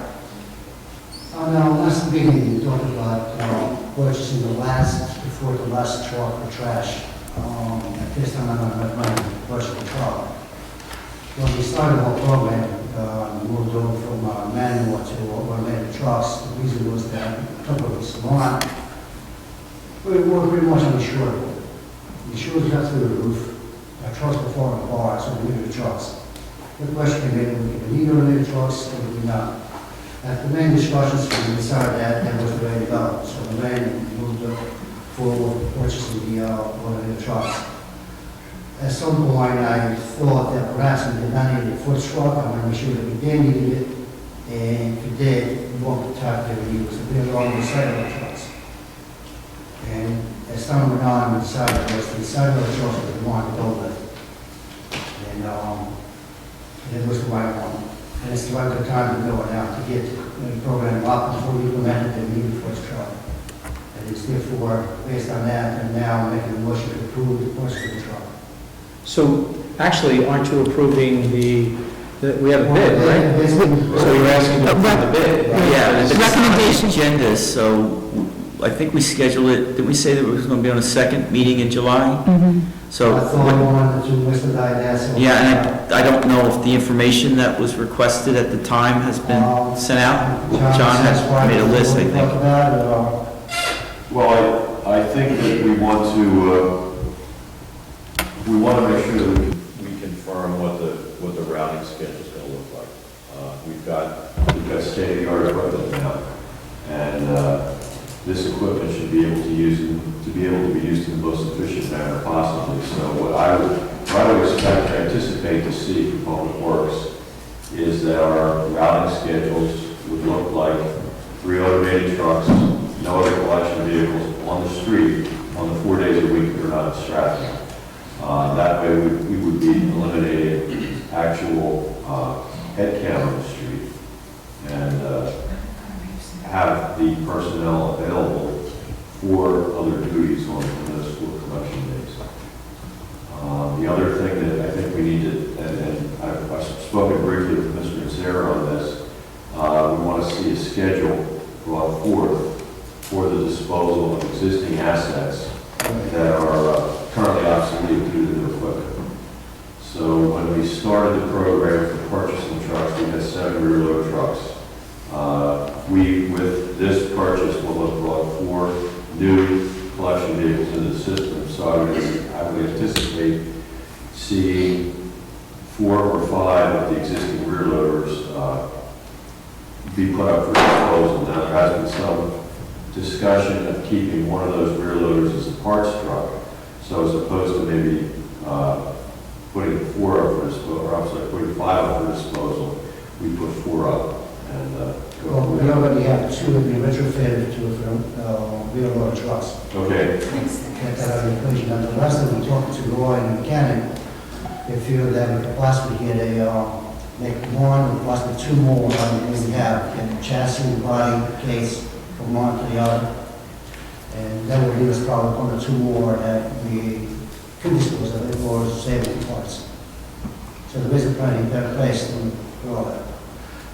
There are actually 4 items that we put on the production. Hold on one second, because you made a motion, and I think, and I'm not opposed to the motion at all. I guess what I'm trying to say is just because it was not on the agenda. It's a major purchase and I it would wasn't ask put on the that, I would agenda, ask that's the that concern. you withdraw your motion, and then we'll make sure that it's an agenda item for what's at the July 28th meeting. And here's the thing, that still meets the criteria to make the bid? If it's adopted on the 28th, it still meets the criteria So are you to comfortable? award the contract.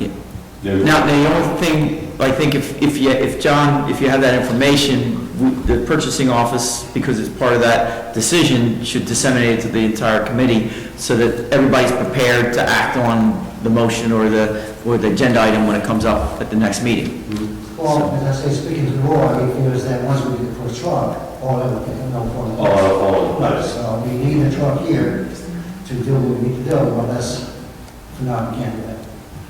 So it's delaying the project further than what it needs to be. Well, I guess the only thing is, just for clarification, is there a window for us to vote on this evening if Mr. Coggins is? I'm hesitant to say that you're authorized because it wasn't on the agenda and it's a $250,000 purchase. And previously, we had indicated that it was going to be agendized for the second meeting in July. So let's say somebody was at that meeting and thought that that's when you were going to make the decision and is not here tonight. The fact that it's not on the agenda concerns me. Can I make a suggestion, Mayor? I think that when we first talked about this also, if I could refresh everybody's memory, with the purchase of this truck, we also need to reprioritize the bonds of that wish list that we had, because we were going to make room for some of the bids, correct? It's in the bond, the funding's there.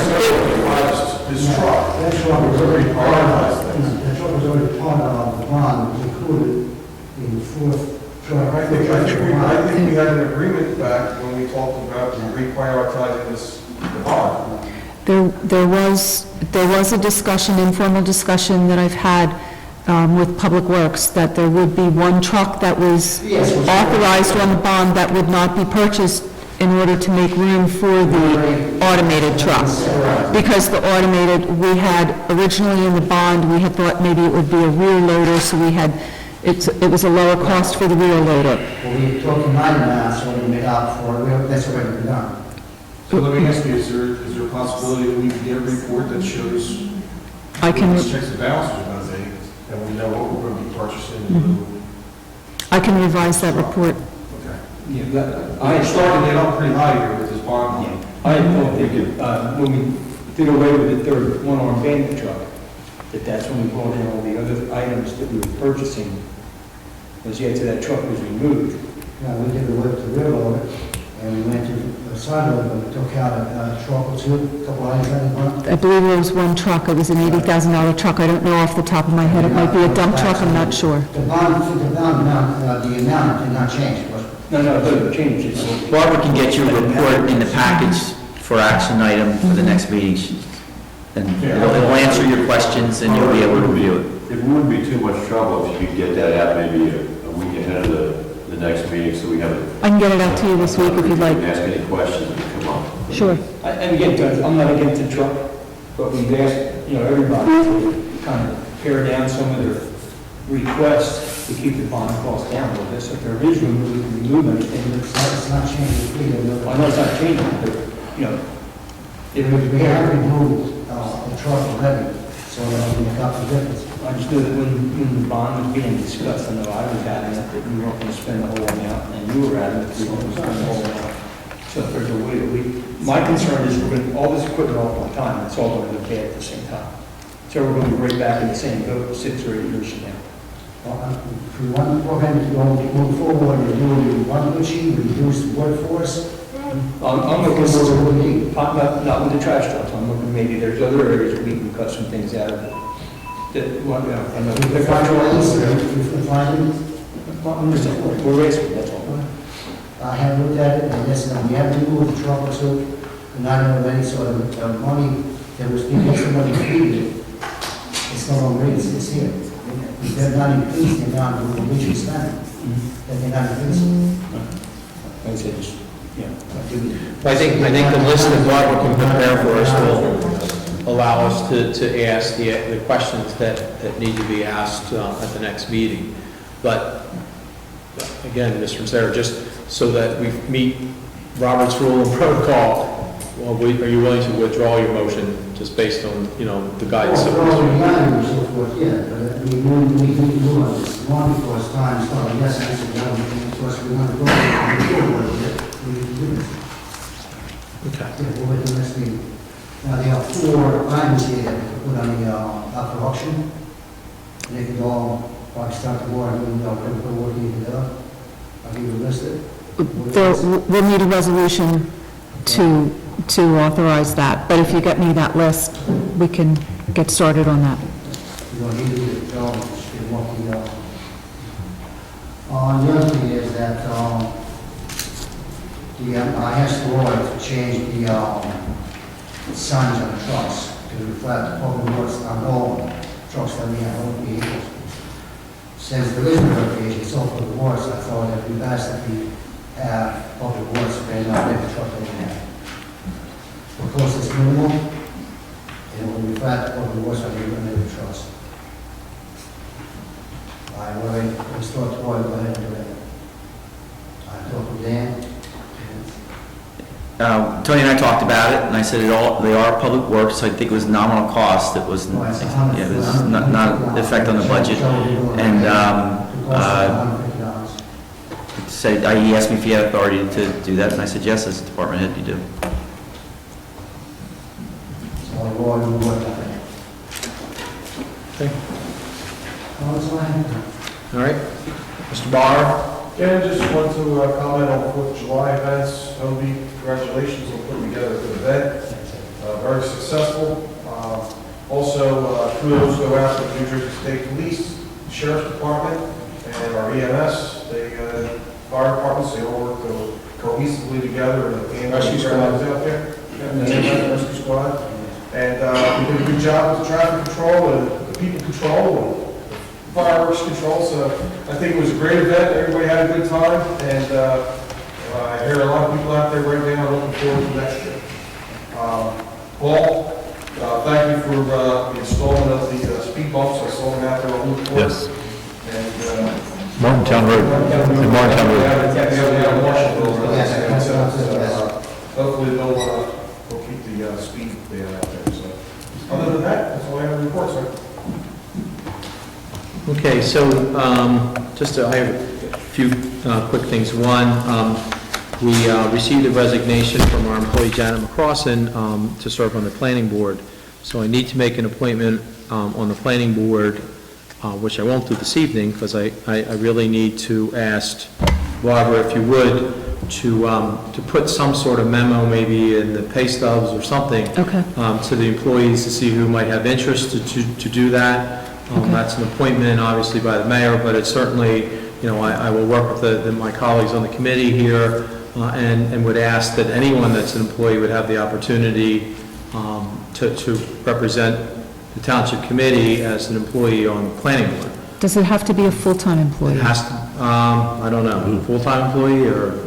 I'm not sure it has to be a full-time employee, because I think it just has to be an officer of the township. We'll check into it. Okay. But I don't believe it has to be full-time. I think zoning Okay. officers sometimes have been put on it, and they're not full-time.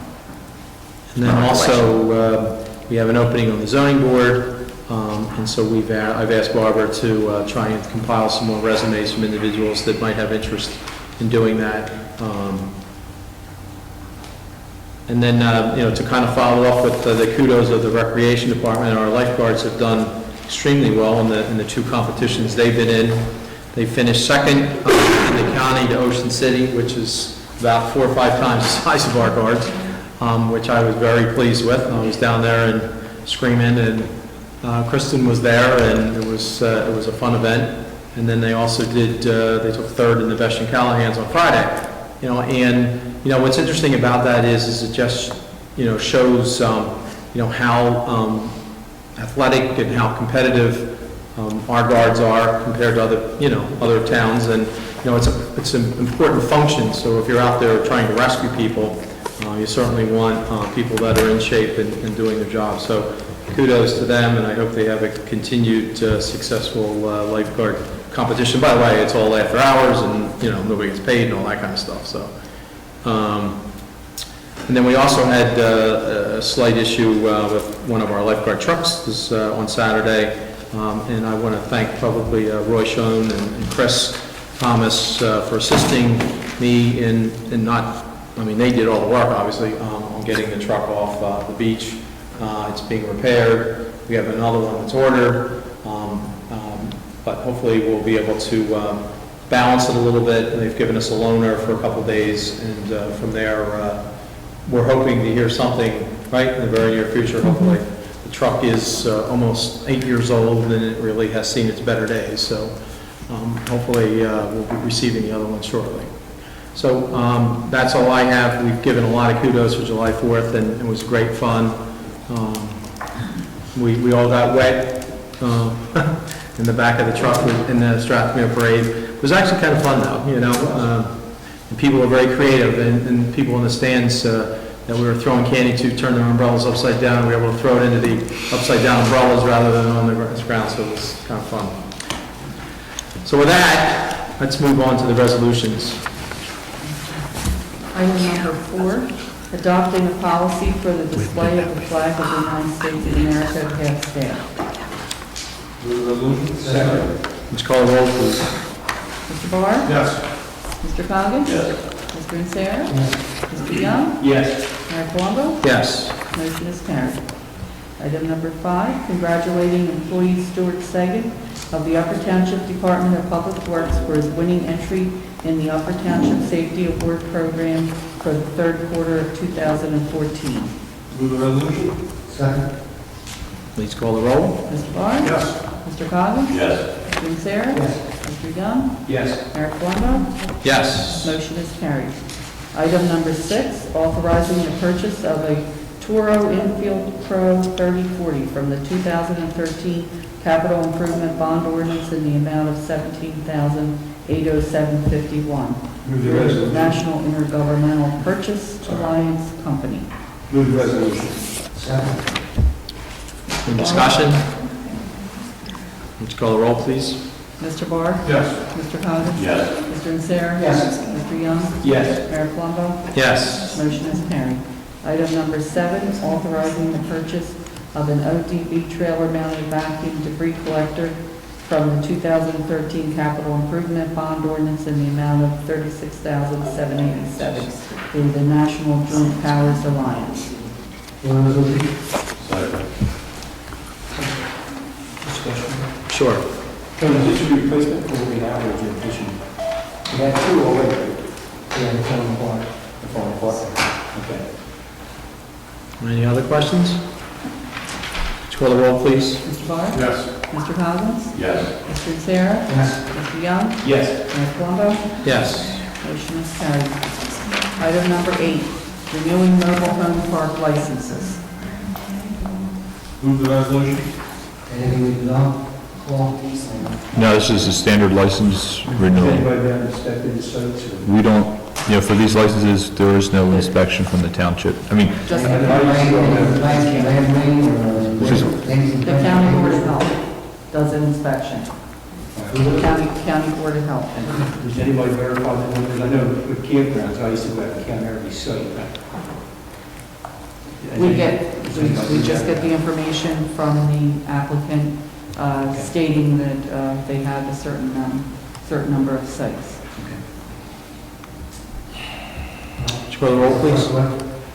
Right, we have, but we don't, I don't think we have a second, so I'll second it. Would you call the roll, please? Mr. Barr? Yes. Mr. Coggins? Yes. Mr. Sarah? Yes. Mr. Young? Yes. Mayor Colombo?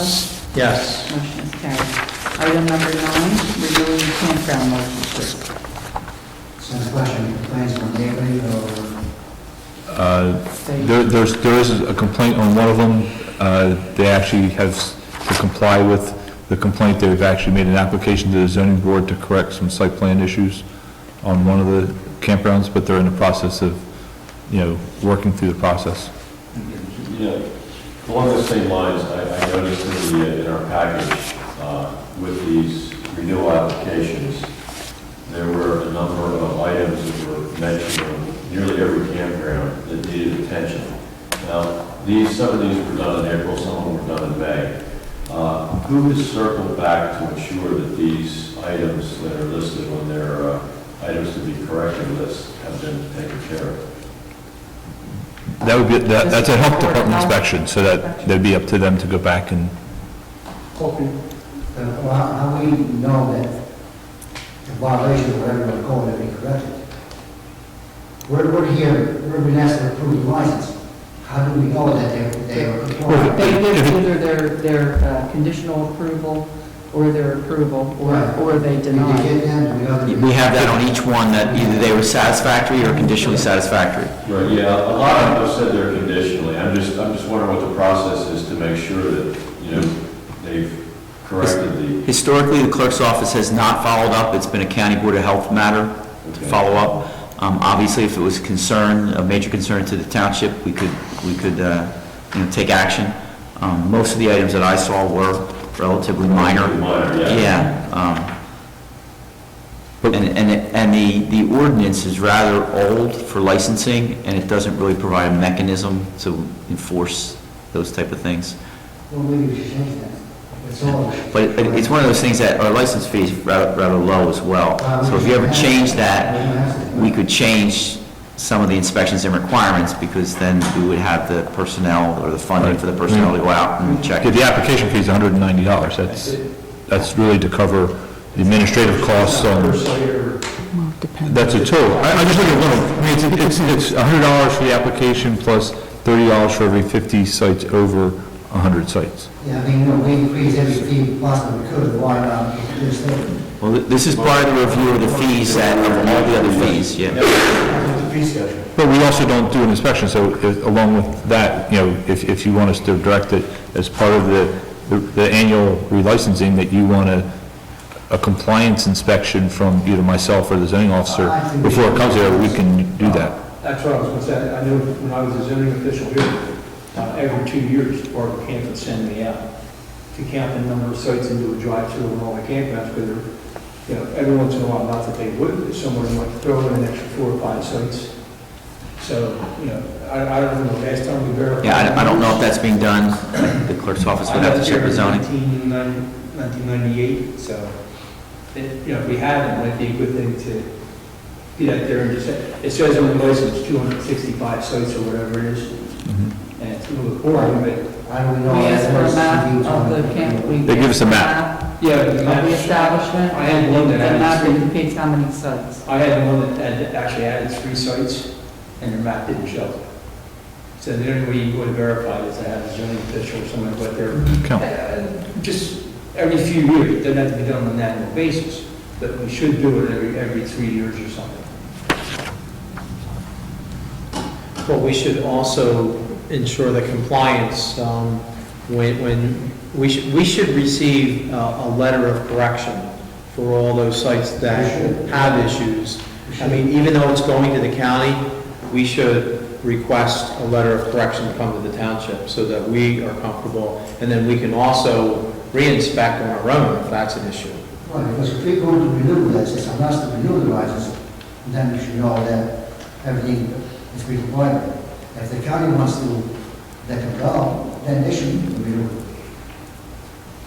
It's up to the county to enforce their requirements. So they can't do another job and ask us to go, you approve, yes, approve, based on, yes, it is. Well, I mean, at this point, we don't know that the things aren't being corrected. So I think in fairness to everybody, what we should do is, inform the county that what we'd like to get is a letter of correction for those sites or campgrounds or whatever that are being cited for a particular thing that they need to have improvement. And it goes with all of them too. Why should we approve something that we have no control over? Raising the question, can we withhold a license for a county violation? That's what I was referring to. I have to check our ordinance, but my recollection on our licensing ordinance with the municipality, there isn't a lot of detail and authority for you to take that type of action. It just requires a county approval. It doesn't say. Subject to. It doesn't say you're an enforcement agent of the county, let's put it that way. And that's what you're asking. We should try to change it. Well, like I said, if you're going to change the fees, we can change the requirements as well. Because, if I'm being asked to approve something, I want to know that they comply with it. Yes. If you look at Scenic River Campground, I'm just scrolling through them, that they did include their reinspection certification.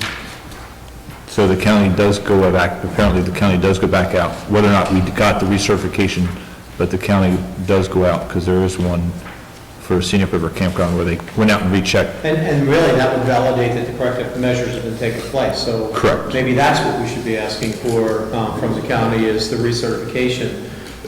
Because if they're doing that, that means that they've gone out and checked off that somebody's taken care of the It issue. hasn't been someone These physical. would be beneficial to us if we approve this, to approve it subject to all other approvals. Well, what I would suggest, because they're either satisfactory or conditionally satisfactory, that you approve it, and I don't know what the time frame is in terms of the expiration of license. It's August, so we do have next meeting. So it's your call, but you may want to, because they are relatively minor in nature, just direct the clerk to get the continuation.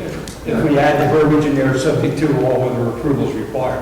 Well, you can't. Well, no, what I'm saying is you'll ask the clerk to get the county confirmation that it's been We do a variance, we do it subject to. I know, but it's not a variance, and we don't have the authority in the ordinance to do that. Okay? So you're saying, make a motion to approve it, and then from there, ask the county to validate the corrective Yes, measures. ask the clerk to follow up so that you can get confirmation that their outstanding items have been complied with, and if they haven't, then we'll address it from that point. So would someone like to make a motion to I'll make approve? the motion to approve. Second. Okay, any other further discussion? Let's call the roll, please. Mr. Barr? Yes. Mr. Cobbins? Yes. Mr. Sarah? Yes. Mr. Young? Yes. Mayor Plumbo? Yes. Motion is carried. Item number 10, authorizing the execution of a contract renewing membership in the Atlantic County Municipal Joint Insurance Fund. Okay, and we had the presentation earlier. If there's no further discussion, would you call the roll, please? Mr. Barr? Yes. Mr. Coggins? Yes. Mr. Sarah? Yes. Mr. Young? Yes. Mayor Plumbo? Yes. Motion is carried. Item number 11, authorizing the Township of Butler to enter into a contract with Dan Zinger and Markoff for actuarial services. Move the resolution. Second. And this memorializes the discussion we had at the past meeting. So would you call the roll, please? Mr. Barr? Yes. Mr. Coggins? Yes. Mr. Sarah? Yes. Mr. Young? Yes. Mayor Plumbo? Yes. Motion is carried. Item number 12, consenting to the County of Cape May purchase of land known as Block 559, lots 22, 23, 25, and 26 on the official tax map of the Township of Upper. Paul? This is usually when the county gets requests for open space or farmland preservation easement purchases, they usually send the application over to us to review and, just to get our comment and kind of endorsement that, that the action should be acted upon favorably at the county open space board. So this is the farmland area for Kirk Corson around his property. His homestead would be exempted out of those parcels, and the one comment I was going to have was that he had a subdivision of one of the lots, 22. It hasn't been perfected yet. I think it's in the process of being perfected. It's been in process, doesn't exist, that lot doesn't exist yet. Today. And I spoke to the county because there was conflicting information with the county. They had the new lot designated on some correspondence and the existing lots designated on other, and I told them if the subdivision hasn't been perfected, you can't approve an application for a lot that doesn't exist yet, because it hasn't been perfected, it's not on our records. And they agreed, and what they're going to do is your approval, and it is a state administrative code regulation that requires them to submit it to the municipality, and you review it, approve it, or disapprove it. Obviously, you'd have to have good reasons to disapprove it. It would be some issue with the application.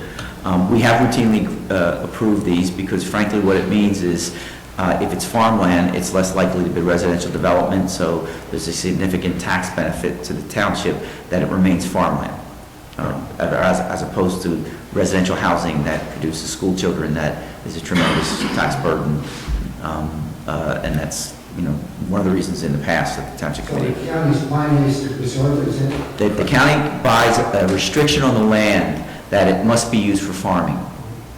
And there's appraisals and a whole system, statutory and administrative code regulations that they have to comply with. Pretty much deed restricted. I'm sorry? Yes. Deed restriction, yes, that's what it is. That has to stay as a farm. And the property is already, it's an active farm, and it's already in the farmland, it's assessed as farmland. This is the owner is where they continue to farm. Yes.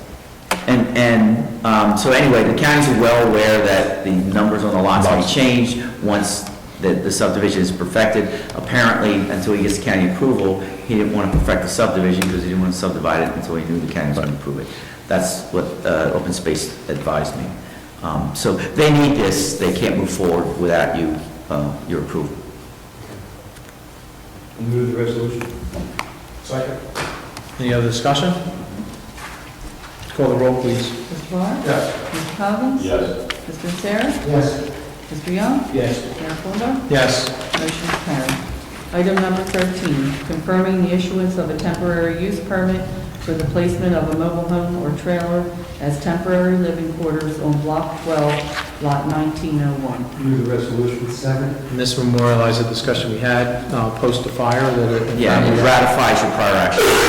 Let's call the roll, please. Mr. Barr? Yes. Mr. Coggins? Yes. Mr. Sarah? Yes. Mr. Young? Yes. Mayor Plumbo? Yes. Motion is carried. Item number 14, authorizing a USA Triathlon Association sanctioned international distance race to be held in Beasley's Point, New Jersey on Sunday, August 10th, 2014. Have all the requirements been met? Yes. Okay. Move to approve. Second. And again, Barbara and I had the discussion, everything's in place. So I guess some good lessons have been learned over the years, so. Let's call the roll, please. Mr. Barr? Yes. Mr. Coggins? Yes. Mr. Sarah? Yes. Mr. Young? Yes. Mayor Plumbo? Yes. Motion is carried. Item number 15, authorizing the execution of a shared services agreement with the Township of Dennis to provide municipal court services. Move the resolution. Second. Let's call the roll, please. Mr. Barr? Yes. Mr. Coggins? Yes. Mr. Sarah? Yes. Mr. Young? Yes. Mayor Colombo? Yes. Motion is carried.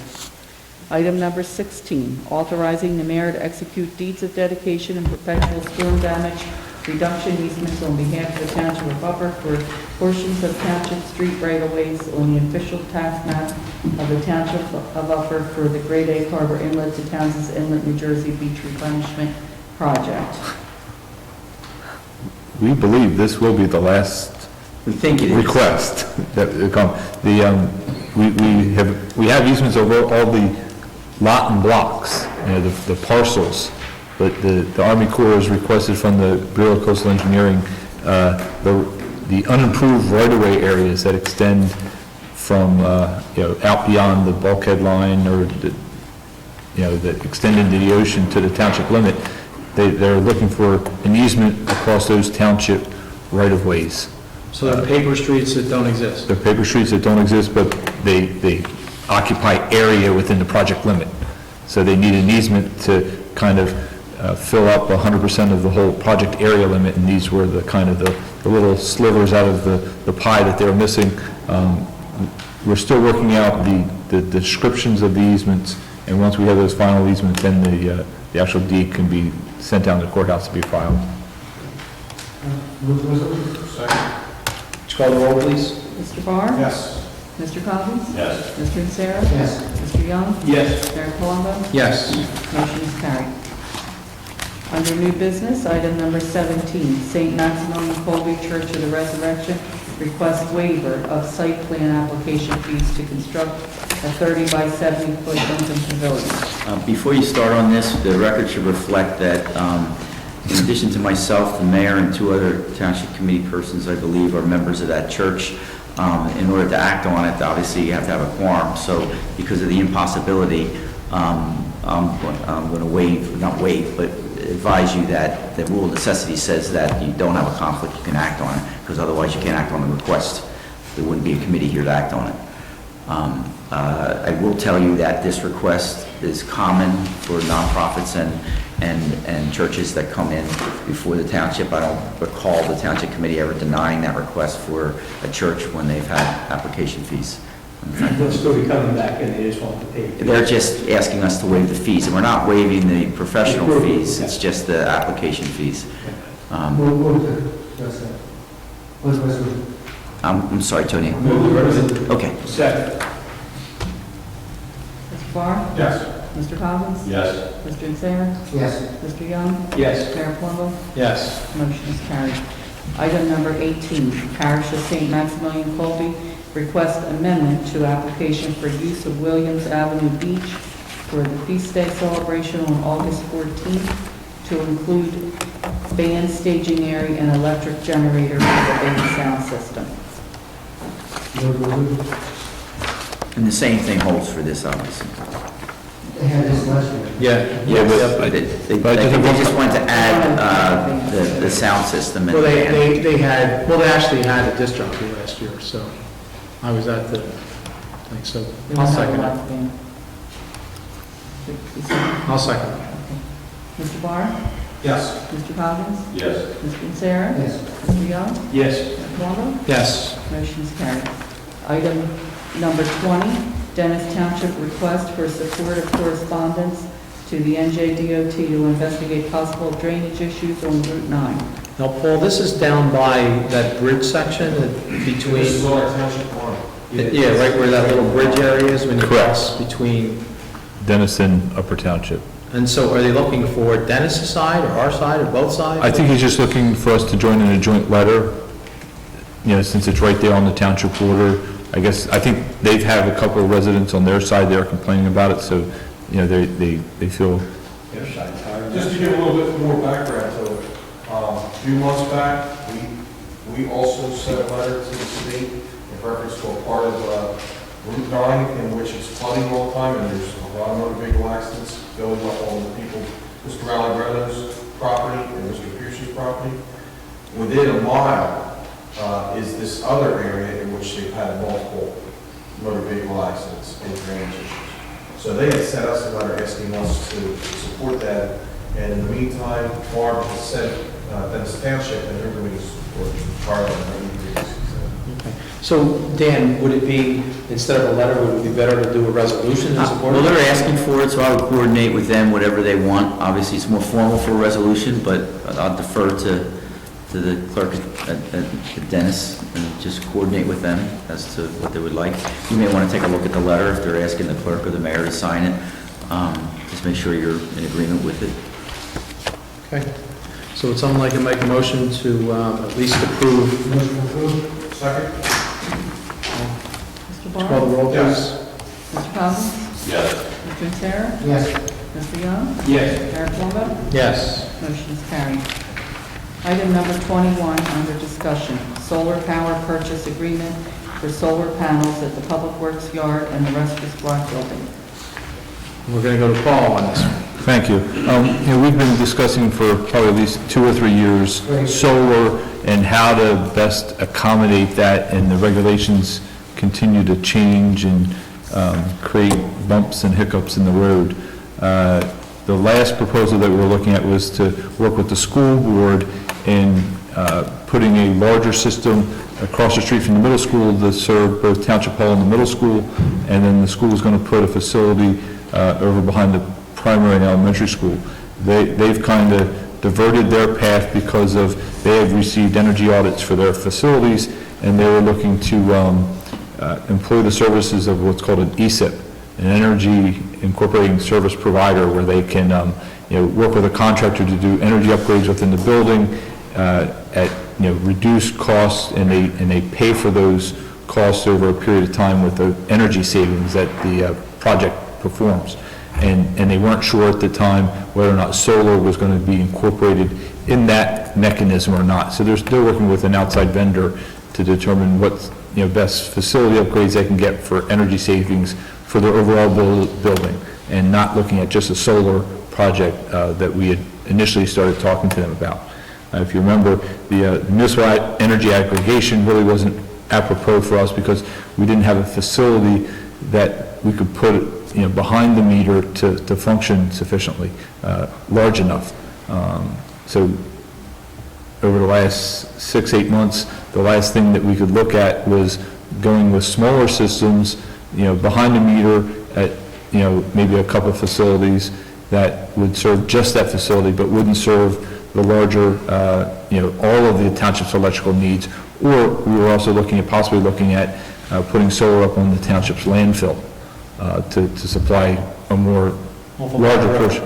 Yes, off Butter Road. So that's where we're at. So, but because we're part of an energy co-op for electrical service distribution, we have to find out from the co-op whether or not, because of, whether or not we can put those buildings under solar power, which would essentially make them energy neutral during the year from electrical generation. So that would be cutting dollars out of their co-op purchase. So we have to find out whether or not we can put them under that. The only other option that the township really would have is to possibly work with the whole town, the residents, the commercial properties, and the township facilities under what's called a government energy aggregation. And essentially, you would kind of sign everybody up in the township for energy distribution and generation, and then go out and bid that as a project, and then pass those savings on to individual customers. So we're not saving or installing that, but we're doing that as an energy savings for all of the township residents. Many homeowners probably get calls every once in a while about energy aggregation and doing it on a small scale basis. The advantage of doing it on a township-wide basis is, the more customers you get in a block of purchasing, there are bigger discounts. So if, there's utility companies that call your home and offer you, that 10 to 15%, usually when you go with a municipality, you can bump up another 5 to 8% savings aggregately for the township. So that's kind of, I just wanted to give the township committee an update on where we were with solar, but, if we get a positive feed from the co-op, that would be a possibility, is to look at the rescue squad and the public works building, since they have metal roofs, and that's really the best place to put solar. A roof like this, well, if we wanted to spend additional money, because we have a roof replacement project going on, that we're going to be looking at. I'm not a big proponent of putting, for a long-term facility like this, to putting solar panels and going through shingling roofs. You know, I don't, I think a personal homeowner can make that, feel for their own home, but I don't think that that's a good recommendation to make for the township. If we wanted to spend the additional money on the roof and put in a stainless steel metal roof, then I think that we could have a different discussion. Obviously, metal roofs would cost more to install the roof, so you'd have to balance the saving. Okay, we would put solar on top of the metal roof, but we've just, we're going to save money on electricity, but you're going to pay more to put the roof on. You don't have enough land area right behind the town hall as you go back towards the library. We can't really clear additional trees because of there's wetlands back there, so we're kind of limited. We cleared where we extended the parking lot for additional court parking, but anything kind of behind, like the maintenance shed and in the back towards that area, towards the old Tuckahoe Road fields, is really off limits for clearing because of the wetlands area that's back there. What about the community center? There again, a flat roof with a membrane on it, putting a solar panel, they have the solar panels that, that kind of sit on top and they're weighted down. There again, then you have a structure that, do people put solars on flat roofs? I don't know if I would want to really recommend that to the township committee at this time. You have a metal surface or something that's rubbing up against the membrane surface. Well, I was thinking more like what Shore Vets did, they have a stacking. Right. They're ground mounted, but you have to find the ground area. Now, there would be one possibility if we wanted to talk to the school, and if for community-wide, you could look at a community-wide solar project if you did the government energy aggregation, and maybe talk to the school board, and maybe they could repurpose that, the 35 acres of ground over across in the middle school, and you could put a grid, utility grade. Where the wires is. Yes, you could put a utility grade solar up there that, people, community people could buy into, that project as part of an energy aggregation project for the township. And that's one way, and that's really the only way you can do community solar in New Jersey at this point. Well, how about the garage behind the community center? It would have not enough roof area to do the whole community center itself. It might do about 10% of the load at best. If we have to pay for the system, it's not worth that. Correct. Well, I should really pay for it, because there are companies that build it up. Well, that's going to be a must. I agree, put it on an asphalt roof, I think is, or especially a roof like this, it's not a 20 square roof. But I think it might make sense to identify some land areas where we could do the stacking and utilize what space we have. There is a substantial amount of land. We obviously own the field next to here and we maintain it because the school's using it for recreational purposes. And I'm not suggesting that we get rid of that, but there are probably some areas, within, a reasonable distance from some of our buildings that we could certainly look at. Not as much as you would think, actually. The only piece, the school has, when you look at the properties that are not behind the meter, because when you look at properties that are off meter, then you're looking at utility grade scale, and then you're getting a different rate. Projects that are behind the meter you only get the benefit at the market rate for the electricity generated if it's behind the meter. If it's a standalone grid system, then you're applying to the grid and you're generating electricity at just the generation rate, which is not the same market rate, and you still have the distribution costs involved. That was one of the things that we looked at, was trying to work with the solar company that was going to put some solar panels up at the Beal England power plant. Well, that was the problem why that project has never really come to fruition, is they can't find active customers to help fund and pay for the project. We were looking at it for a while, but at the cost that they could give it to us, we would still have to pay for delivery charge from Beal England up to to the various distribution points within the township that service electricity. So you end up not saving the electrical costs. the benefit of having behind-the-meter systems are you don't pay for the delivery charge. And that's where, that's where the kind of rubber meets the road and how they can, some companies can say they give it to you at no cost, but they're not really providing you, they'll give you a small shaving on your energy savings because you don't have to pay, they're not having to pay a delivery charge to give you the electricity. So really, for community solar, that's really the only opportune way to take advantage of, I'll say, aggregation.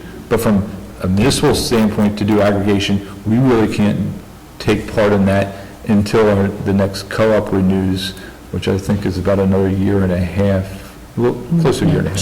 June 15. June of 15. It's another year from now.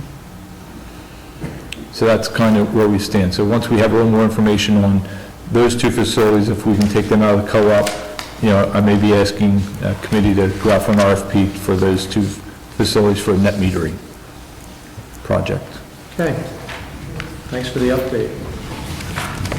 Would someone like to make a motion to pay the bills? I hereby move that all claims submitted for payment at this meeting be approved and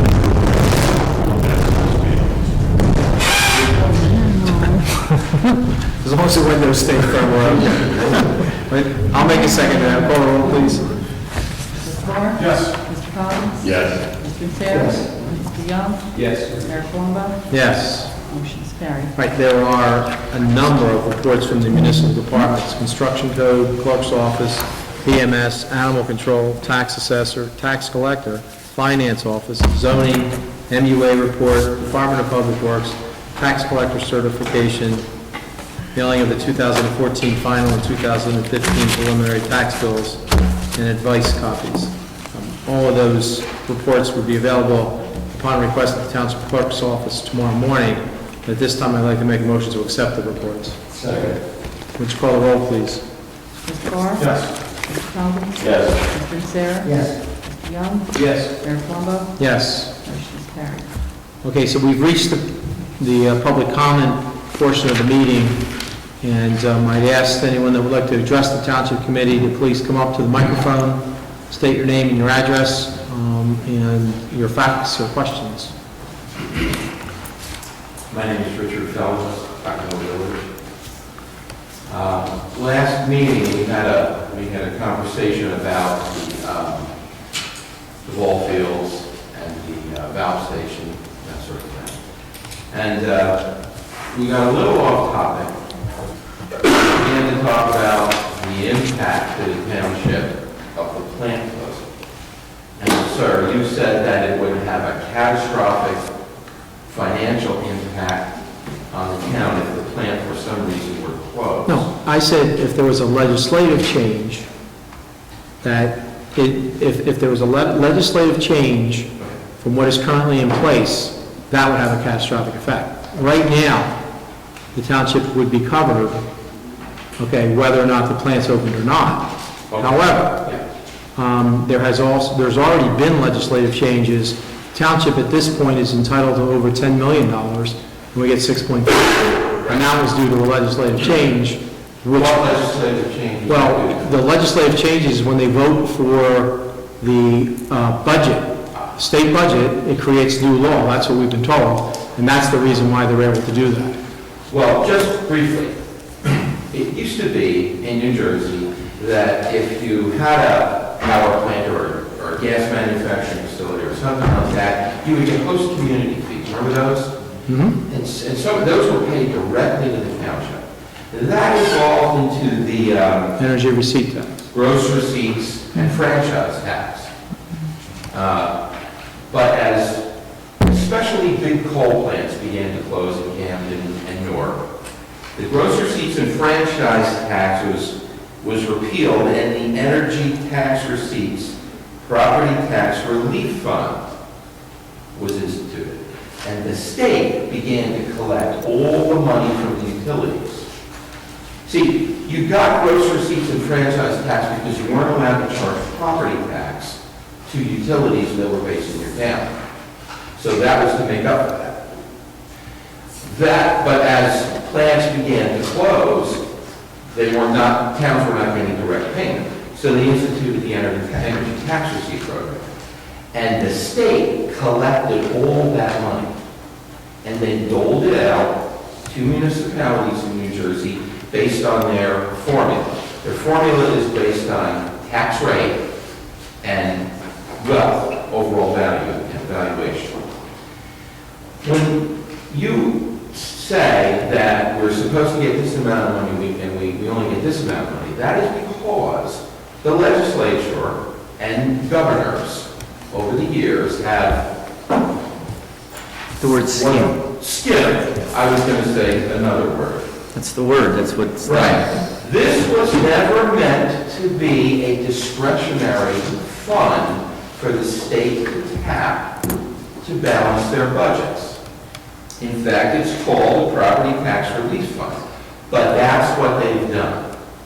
Over the years, now, they call them administrative fees, collection fees, things like that, but what they do is they take the money that was promised to you and use it in various ways to help to balance their budget.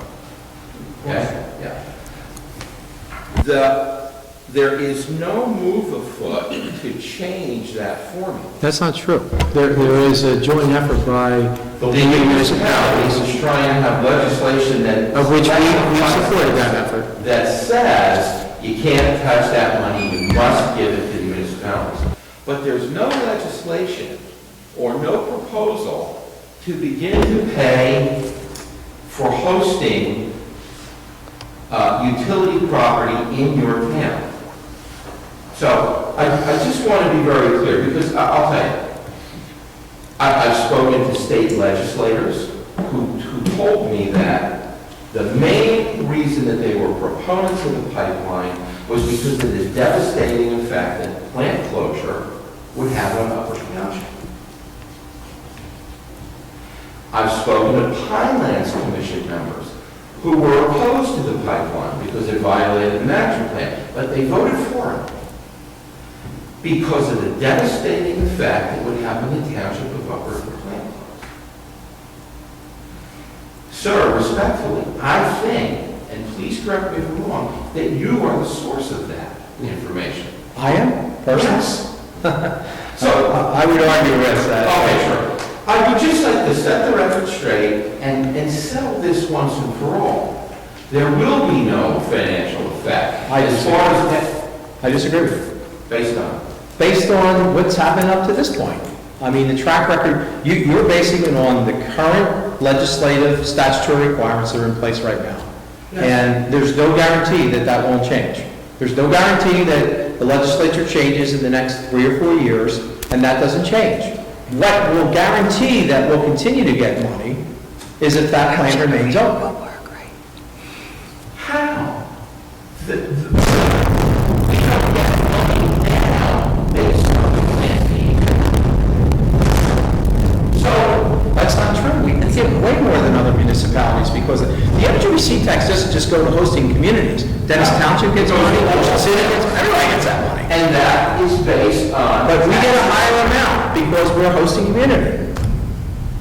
Let's start with the Department of Community Affairs told me. And They can only quote to you the current statute. To make it real clear, what you're saying is the current statute won't change, and the mayor's saying it can change every year. I understand that. But community affairs can't tell you what's going to happen 5 years from now if we don't have a plan. That's right, so it's opinion. You have an opinion that it won't change. Other people have an opinion that it may change. You're entitled to you are not entitled to your own facts. It doesn't matter whether the plant is there or not. So do you think there'll be a legislative change that will then go back to basing your energy tax on property in the town? Is that what you're saying? This is a white paper from the Department of Community Affairs, and it says, the linkage between energy receipts and local utility property appears to be gone for good. There's no one in the legislature is talking about reversing that. No one. Have you looked at the municipalities that have a generating plant, whether it's nuclear, whether it's coal, whether it's natural gas, to compare what they receive in energy receipt tax versus other communities? No, have you? I have at least summarized it a little bit to say that they're getting a lot more than other towns are getting. Well, again, based on this and based on what DCA tells me, it's based on your property tax rate and your total valuation. That's their formula. It has nothing to do with property within your boundaries. Some towns, because of that formula, Why would anyone ever allow a power plant to be put in their backyard anywhere? in the old days, you got direct payment from them. That's why. Ask other municipalities and how much they get compared to what we get. Okay, ask Dennis Township. Their ratables are comparable to ours. Ask Middle Township. We receive a substantial amount more because And you're saying that's because I'm only stating what's occurred over the past 15 years. If I may, Yes. they set the floor. You're giving the formula, but they set the floor at the year that they changed the formula. And that's why we get the 6 million plus, because that's the floor. And we get that 6 million plus because we had a generating plant, because it was frozen. At least it would never go below that for us when they changed it and started the skim. And the theory is, if you no longer have power plants, you don't have a nuclear plant, you don't have anything, what's to stop the state to say, well, these towns no longer have that, so that floor doesn't apply to them anymore? Now, you may disagree, but that's the theory behind why it makes a difference as to whether that, in the future, that plan is here economically. That's not the only reason the Township Committee has supported it. Can let me finish, please? That's not the only reason the Township has supported it. That's one of the reasons. The other reasons is reliability and jobs and so forth. Sure, and those are other issues. You know, people of goodwill can have a very honest debate, but it has to be on the merits, not on these hypotheticals that may or may not transpire. Well, let me just say this. I live in Beasley's Point. I probably live closer than anybody that's in this room right now. Yeah. And I prefer it to be changed to natural gas, and so does my wife. And I've lived in Beasley's Point for 30 years. So personally, I have no problem with it. That's okay. It's just that the people of this town and the people who watch this town rely on this council and you, sir, to really give them straight, clear facts. And I feel that I have. And you can disagree, but I feel that I have. Well, I do disagree. That's fine. And I hope that we can continue to debate this issue on the facts, not confusing one source of revenue with another, and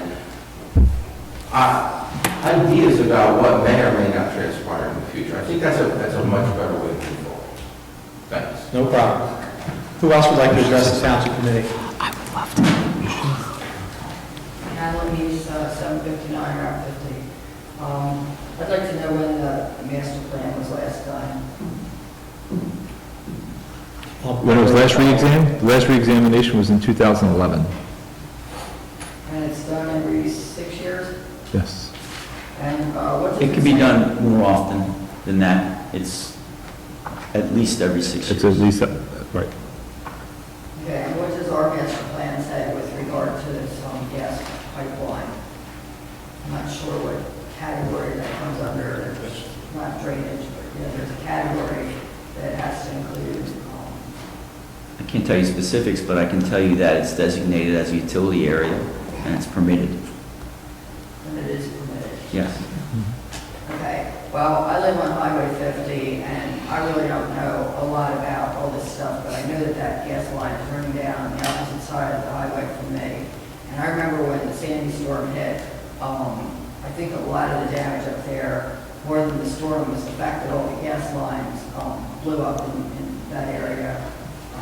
There where all these people were living. And I'm not real thrilled about having a gas line. Isn't there already a gas line there? Yes, there is. There's already a gas line that goes through Tuckahoe and down Mount Pleasant It's Tuckahoe what, Road. 20 inch involved? It's 8, I think it's 18, There's already a I think it's 18 or 20. It's been there for many years. No, it hasn't been there many years. Maybe- Yes, it has. No, it's probably 50 plus years. I'm sorry? 50 years.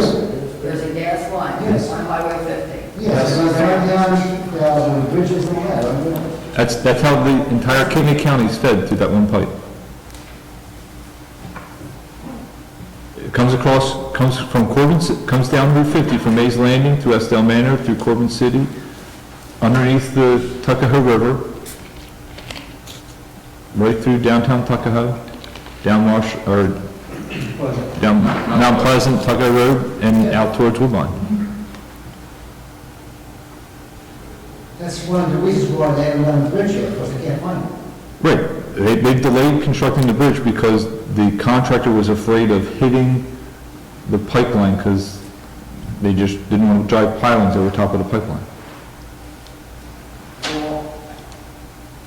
That's why the bridge has not been under construction at this point. Because of the gas. Because of the gas. So they're actually redesigning the bridge to accommodate the temporary bridge for the construction because of the existing gas main.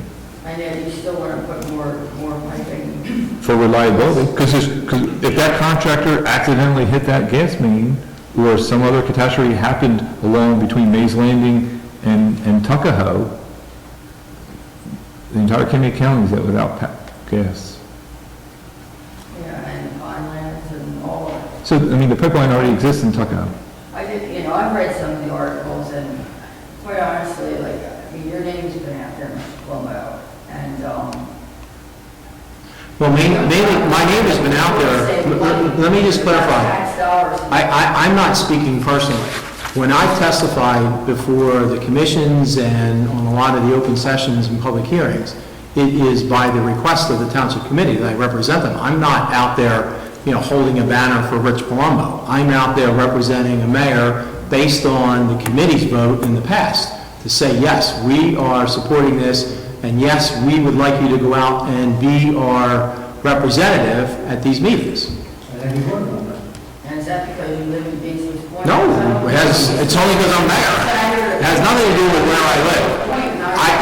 I made a statement as a personal resident, if I was not mayor, I still would be in favor of it, because it's certainly, to me, a much cleaner, efficient way of burning and creating energy than coal and oil. Okay, well, I'm not sure what you based it on, but I've been to the village pharmacy and I saw a petition on the counter there, and I was wondering who put that there. I have no idea who that is.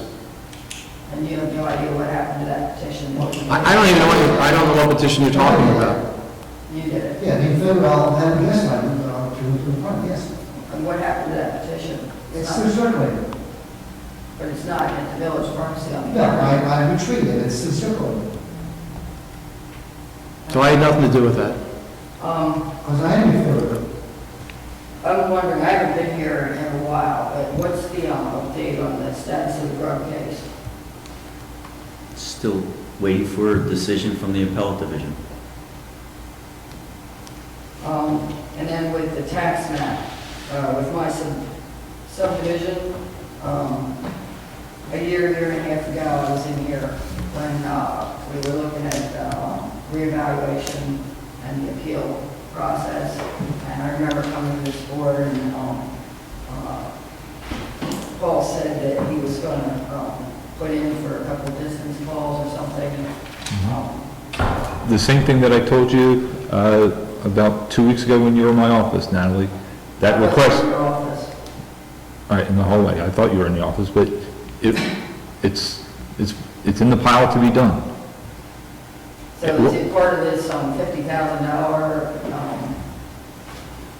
No, that change, as I explained to you before, that change, that dollar figure is for the changes and upgrades to the map to meet the Division of Taxation standards. We normally budget dollars in the budget to do maintenance revisions to the map. The maintenance revisions to the maps will be completed once the Division of Taxation has certified our maps. We can go to revow, which I believe there's only about 6 items left to be completed by the surveyor to get this first initial phase. We still have some additional phases to work on. But once we get that first initial phase, then I'll start phasing in and giving him the maintenance items to be done once we have that letter of certification, and your request will be in that first batch that goes over for revisions. Okay, so there were 64 pages of deficiencies. and mine is not in. And I specifically requested a year and a half ago. It wasn't a year and a half ago. I copied the map probably in September or October of last year to put in for revision. Okay, well then, I would like to bring up that back in 2005, I have a letter dated from you, June 24th, 2005, when I started bringing up my concerns for that tax map, where my neighbor believed that he had 80 foot on the rear line, and I think you were new to the township at the time, and you came out and you wrote this correspondence to me, and the last paragraph, you talked about the property sloping down and gently this and that. That was regarding I it. don't know what you based that on, other than the tax map, which you believed he had 80 foot on the rear lines, because you never looked at my maps, you didn't see any property markers.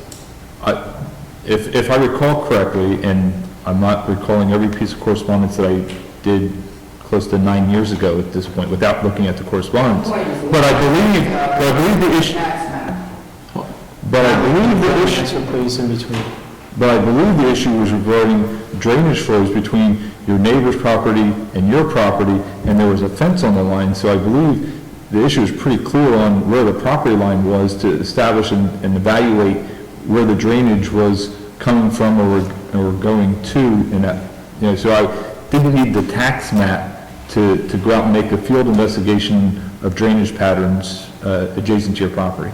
Well, I'll disagree with you, and furthermore, I ended up in a 5-year running court battle with my neighbors, because there were 5 trees they took down that were on my property, and it cost them $50,000.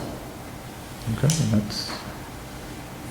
So it was more than drainage, more than rubbish, and there was a tax map issue that I brought to attention back in 2005. I don't remember. Still not on the list. I don't remember a tax map issue, I remember drainage, and I remember a neighborhood feud between you and your neighbor that went on for several years, yes. A neighborhood feud. Thank you. Okay. Anyone else?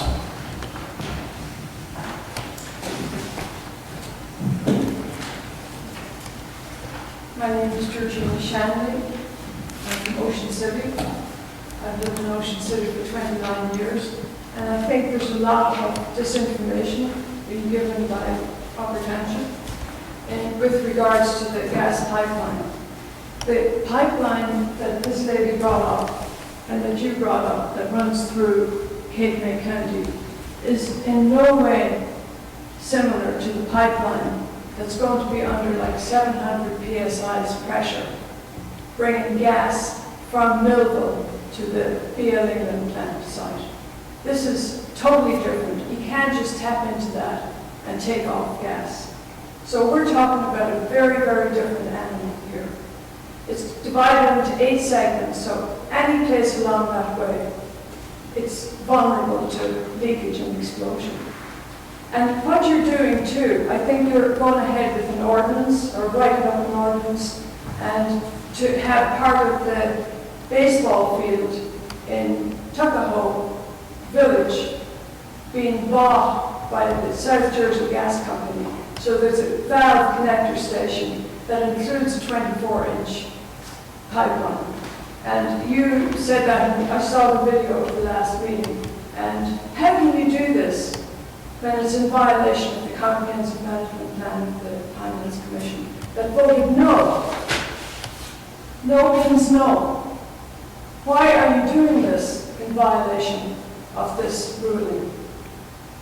Is it because you're getting $67,500? Is it all about money? We've had this plant, coal plant, generating for 50 years, over 50 years. Everybody knows it's causing grave health concerns, major problems, Parkinson's, autism, all kinds of issues. And yet, the Upper Township Committee had a resolution not to shut it down because you're getting $6.4 million a year. Is it all about money? 40 pieces of silver? For what? Is this why you want a gas plant? I mean, it seems like it's the only reason, because there's never been a comprehensive management, there's never been a comprehensive environmental study to look at the impact of this very, very high-pressured gas line and what would happen if it leaked or if it caught fire or blew up. There's been no comprehensive environmental plan. Also, if you go under 14 streams, 2 ponds, and a river, it's not just along the side of the road. They'll all be horizontally drilled with bentonite, which is like a clay, and it'll flatten out, cause everything at the bottom of these ponds to become lifeless. It's like a clay, it has no life. The gas companies on the blitz going to Chamber of Commerce all over the place saying that what we're saying is lies, when in fact what they're saying is just purely political strategy to gain this gas plant so that people in South Jersey Gas, the shareholders, can make a profit. And it's all about profit. And now Governor Christie is packing the Pinelands Commission with his people who would vote for the pipeline. There's 15 people in the Pinelands Commission. 7 of them are appointed by the counties within the Pinelands. 7 are appointed by the governor, and 1 is federal, because this is the first federal reserve in the whole country. It's a UNESCO biosphere site. It has 92 threatened and endangered plants, 42 threatened and endangered animals, at least. And we want to put at risk the jewel of New Jersey, 17 trillion gallons of pure water. Just for what? Profit for the gas company. And 40 pieces of silver for Upper Township. It's not worth it. You know, and now you're underway of doing this ordinance, regardless of what the Pinelands Commission, which is legal, which is a federal, state, and municipal commission that is trying to preserve and protect the very last of what's left of nature in New Jersey. So I really would ask you not to go ahead with this station, this valve connector. Do what you have to do, but not to include this 24-inch gas pipeline. And please don't disseminate information. Mr. Dietrich, too, you know that this is a whole different thing, this pipe, this gas that's under so much pressure. It's totally different to a domestic pipeline where you can just tap into and extract gas. This thing, if this explodes, really, you know, it's all over. With the pinelands being dry, with fires being a natural cycle of the pinelands, with a pipeline going along the side of the road, right beside the fire company. If anything happens, I mean, I don't think people are informed.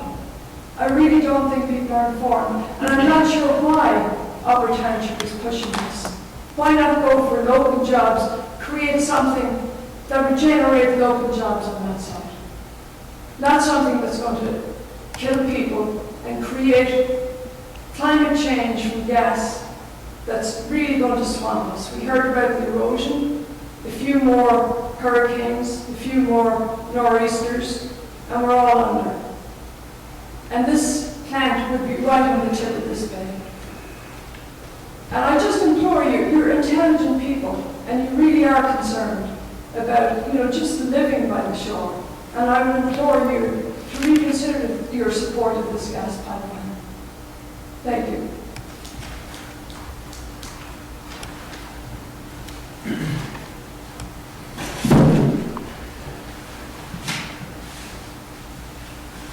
Dr. Steve Fetishel, I live in Ocean City, and there's a joke that we hear around Ocean City: we get the ash and you get the cash. But the bottom line is that, you know, the old concept of it's very difficult to get someone to listen to what you have to say when money dictates that they not listen to what you have to say. You know, this rush to fracked gas, not natural gas, but fracked gas, is being done by calling this clean energy. Clean energy is, in comparison to coal, there is much more carbon dioxide emitted when you burn coal. And there are also medium to large size emissions that we in Ocean City have been receiving forever, even when you voted to keep it coming our way. The Clean Air Task Force in 2010 studied 500 communities downwind from coal-burning power plants. And on page 14 of that report called The Toll from Coal, Ocean City ranked 14th in America with regards to the mortality and morbidity from your money-making BLM coal-burning power plant. Now to hear that you got religion and you want to clean up the atmosphere, the thing that you're not understanding or realizing is you're now going to be emitting ultrafine particles with many, many concerns by epidemiologists that this is a major gap in knowledge as to the health impacts of these ultrafine particles. There is grave concern that these ultrafine particles will have much greater penetrance into the smallest alveoli of the lungs, the smallest capillaries and arterioles of the circulatory system, and yet we're all ready to rush to this newest thing without any real regard for what you can see if you ever take the time to see a documentary called Gasland, where all this is coming from, for us, the Marcellus shales, and people are being forced to leave their homes. I would only ask that you, I realize you're going into history, You need some history. you don't know what I know, you are only speculating that. I know about Ohio and Pennsylvania. Please let me speak. I listened to you for 2.5 hours. I'm only asking, listen, there are many, many council meetings that have a 3-minute limit. I allow usually. I mean, my 3-minute limit. You're over 3 minutes. Okay. All I'm asking is to just state the point. It's an urgent issue that you are obviously oblivious to. Listening to your talk about the inlet erosion was a cross between the Mad Hatter's Tea Party and rearranging deck chairs on the table. So if you're going to get personal here, why are you leaving here? I'm not personal. Well, I'm saying that if you're concerned about inlet erosion, what do you think it results from? Does rising sea levels have anything to do with it? Does climate change with the melting of the glaciers have anything to do with it? I mean, it's such a tunnel vision, this concern about your problems, which are real, of inlet erosion, and your total see no evil, hear no evil, talk no evil about wanting out the power of BL England and to disrespect the Pinelands Commission for following their comprehensive management plan. It's almost like if you've got enough resources, any rule can be rewritten to suit whatever your interest or need of the moment is. The Pinelands Commission did the right thing, and Mayor Palumbo, you're very disrespectful, and you really are someone who says things about the future to Dr. Fowler's here, that it could change, and that's why we've got to maintain it. And it could change where, God only knows what can happen. But to hear the way you talk is really very disappointing for someone in your position as an elected official and leader. I won't say anymore because you threw me off, but what you're doing is just a rush into the unknown. And it's done. First of all, it is the committee vote. It's not my vote. Okay, so you have to understand, I don't stand up here with a color and say... Be a leader, sir. Well, be a leader. I told you, I have told you. Talking the way I hear you talk. So And you have to be Would someone else responsible. like to chime in here, please? We have discussed this until in closed session at different The times. closed session is not privy to the public. Closed session is saying a public session is rubbish. Closed session is a right that we have to discuss these things. Sure. And as far as being disrespectful, sir, you have a degree. I want to clear something up. We've never talked about the gas pipeline in closed Not in closed session session. unless it was a contract. Well, yeah, there you go. And I'm going to You probably did, but I appreciate it. No, and that's insulting, because I was sitting here, and what the hell, I think everybody just needs to sit down. Please, I am a new commitment and I am learning the way that a lot of this works. But what I don't appreciate, am I going to make mistakes? You bet I do. But what I don't appreciate is the way you come up here in a condescending tone, making remarks that are challenging our office, but we're actually doing what the best we can do based on what we hear from our public too. But all And you say, so this is your mayor as the mouthpiece of a committee. excuse me, you said that he's disrespectful, but I didn't hear him come out with a name calling. You are a... What did you call the Mayor Palumbo? Did I call anything other than Mayor Palumbo, sir? Go listen to the tape and then Dr. I listened to the tape the last meeting, and I heard Mr. Allen, or Dr. Allen, and Dr. Fallows making extremely good points that obviously had no traction. You, I know, did, I understand, say you learned something from what maybe they had said. But all we hear and read is Mayor Palumbo. Because he is our spokesman as a committee. Well, if he's your spokesman, you should have a little bit more transparency as to how the spokesman is empowered to say what he's been saying about clean energy and other things Can I like ask that. you who the spokesman for? Excuse me? Who are you the spokesman for?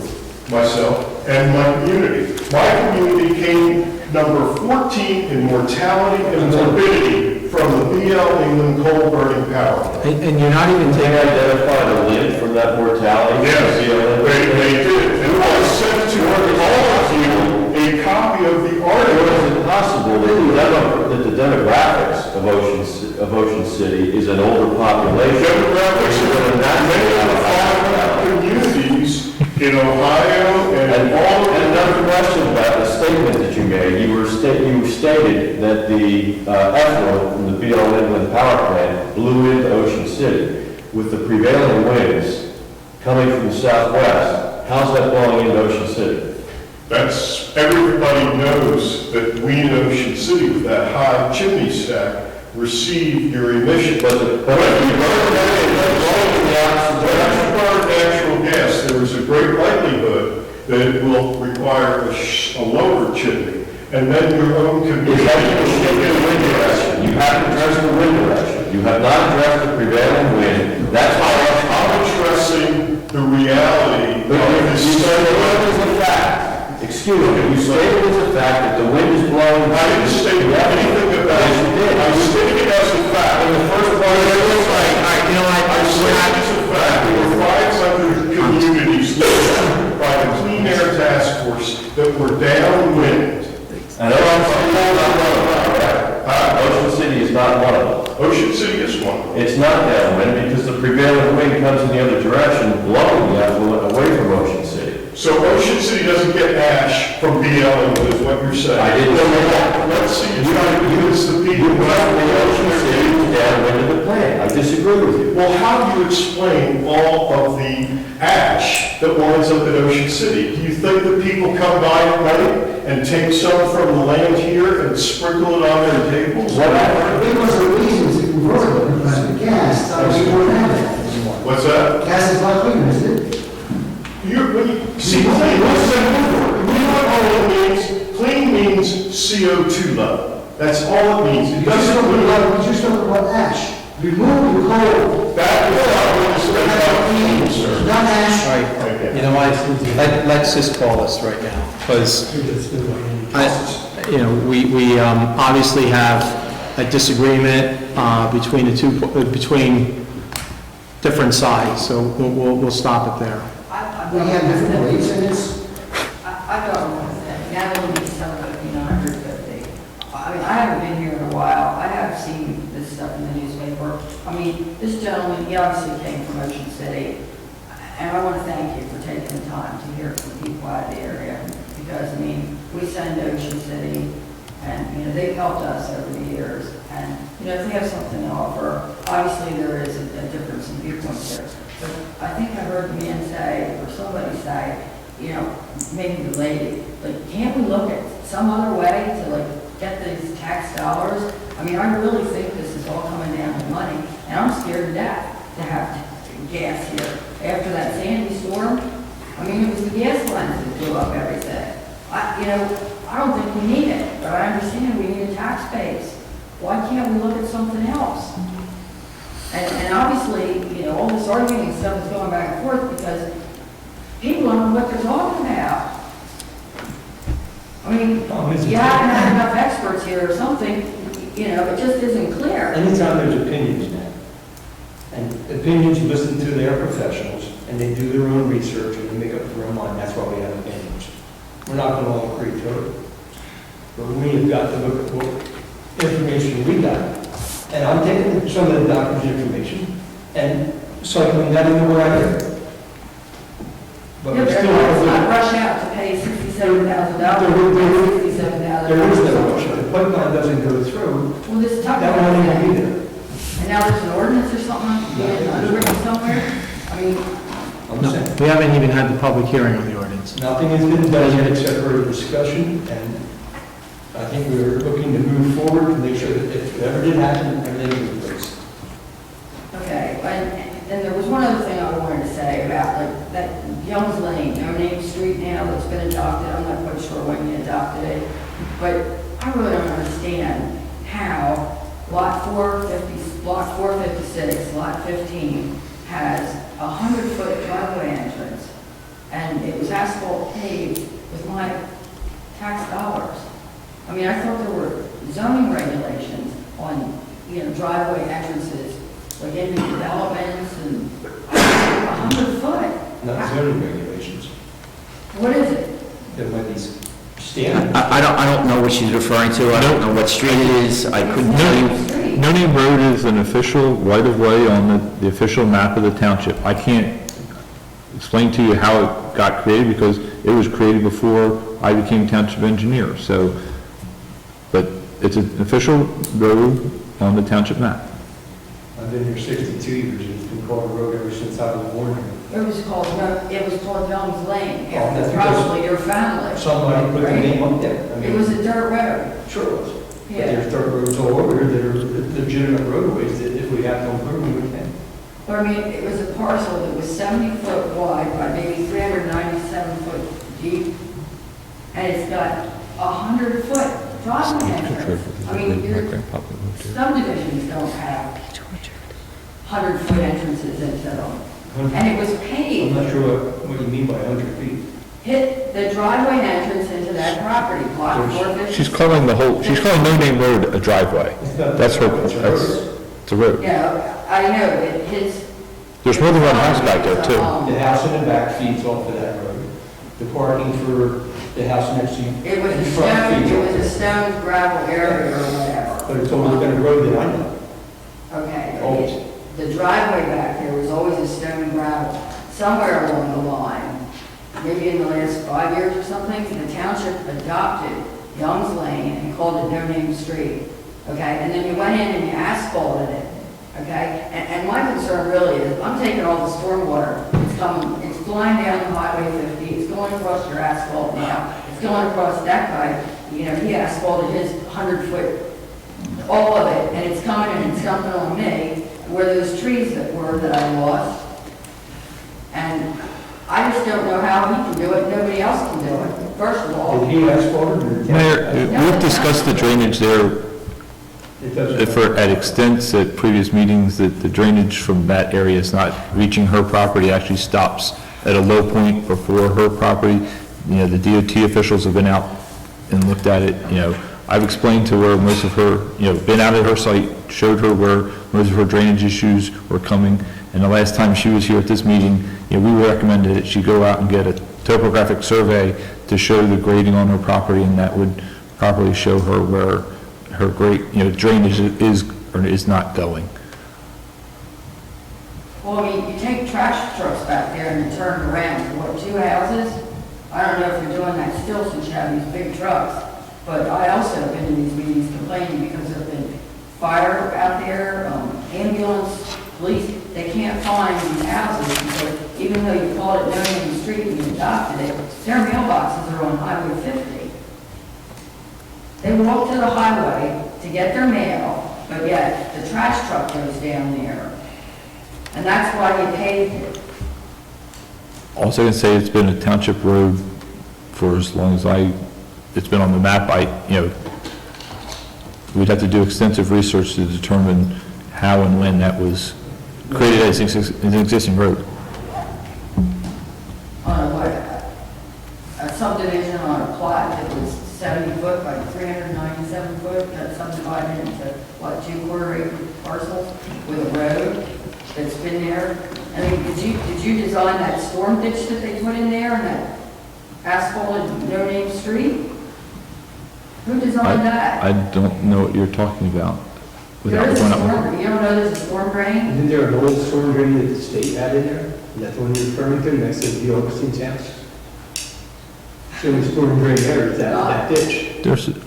Right, that's on the other side. The one that was put in on Young's Lane, no-name street after the township adopted it. Somebody supposedly engineered or dropped a pipe in there and a big storm, I don't know what's there, because block 456, lot 15. But that's not even- Underground watering system.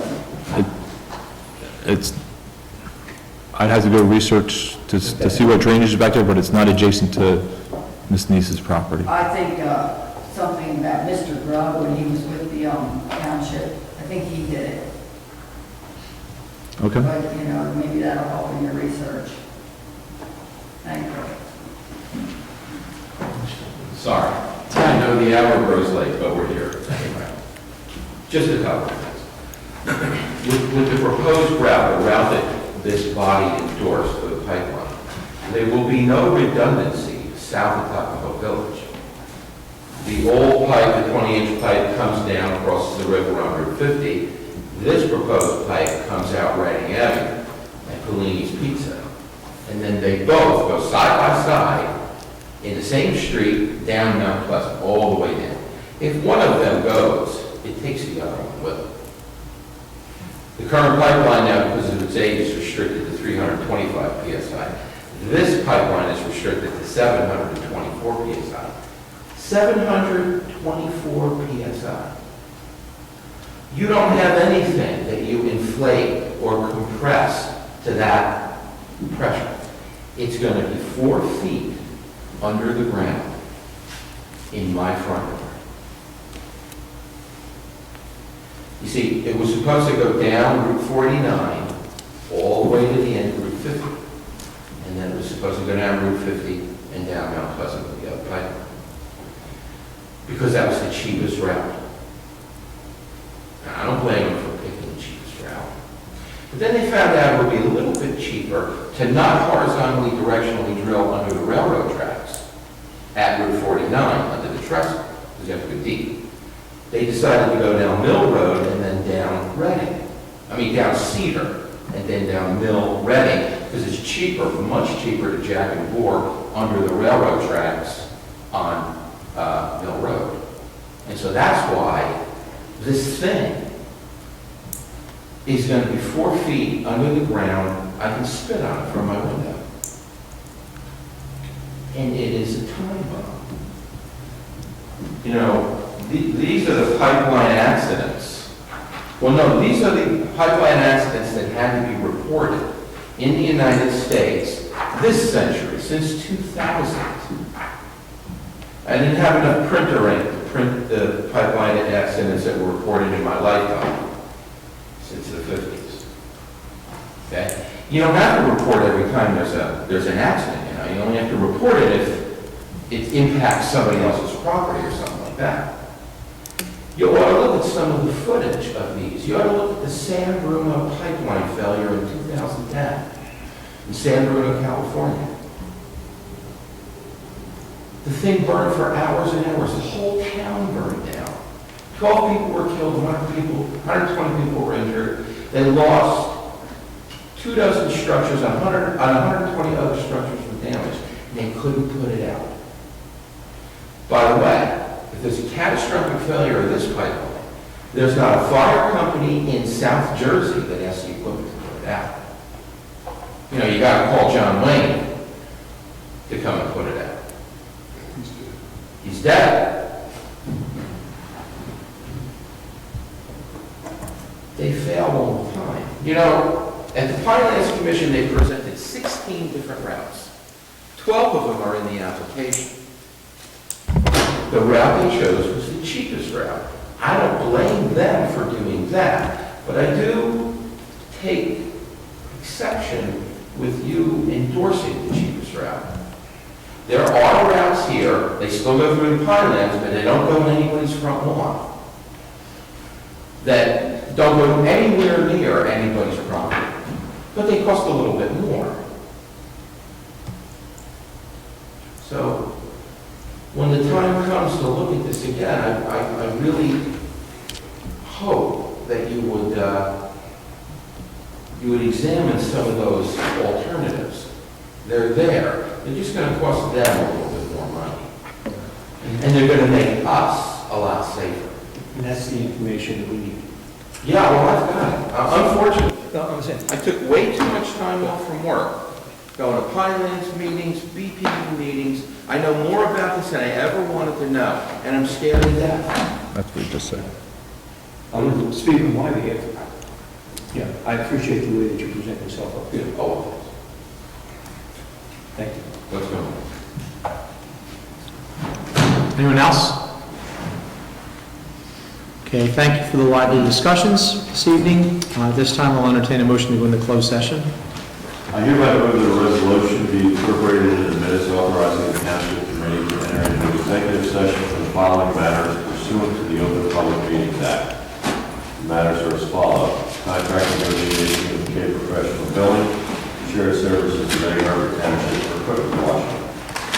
Contract negotiations, Adams, Raymond, Hagan, LSRP, contract negotiations for security company, litigation over Township versus Shannon Sansone, contract negotiation, collective bargaining agreement, safety and security, personnel, contract negotiation with the cell tower sites.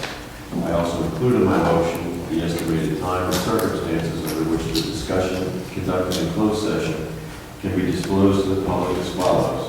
It is anticipated that the matters discussed in closed session may be disclosed to the public upon the determination of the Township Committee. The public interest will no longer be served by such confidentiality. With respect to employment and personnel matters, such discussions will be made public if and when formal action is taken or when the individuals involved consent that it can be made public.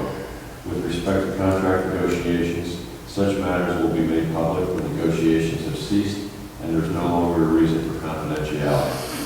With respect to litigation matters, such discussions will be made public when litigation is complete and the applicable appeal period is expired. Second. Let's call the roll, please.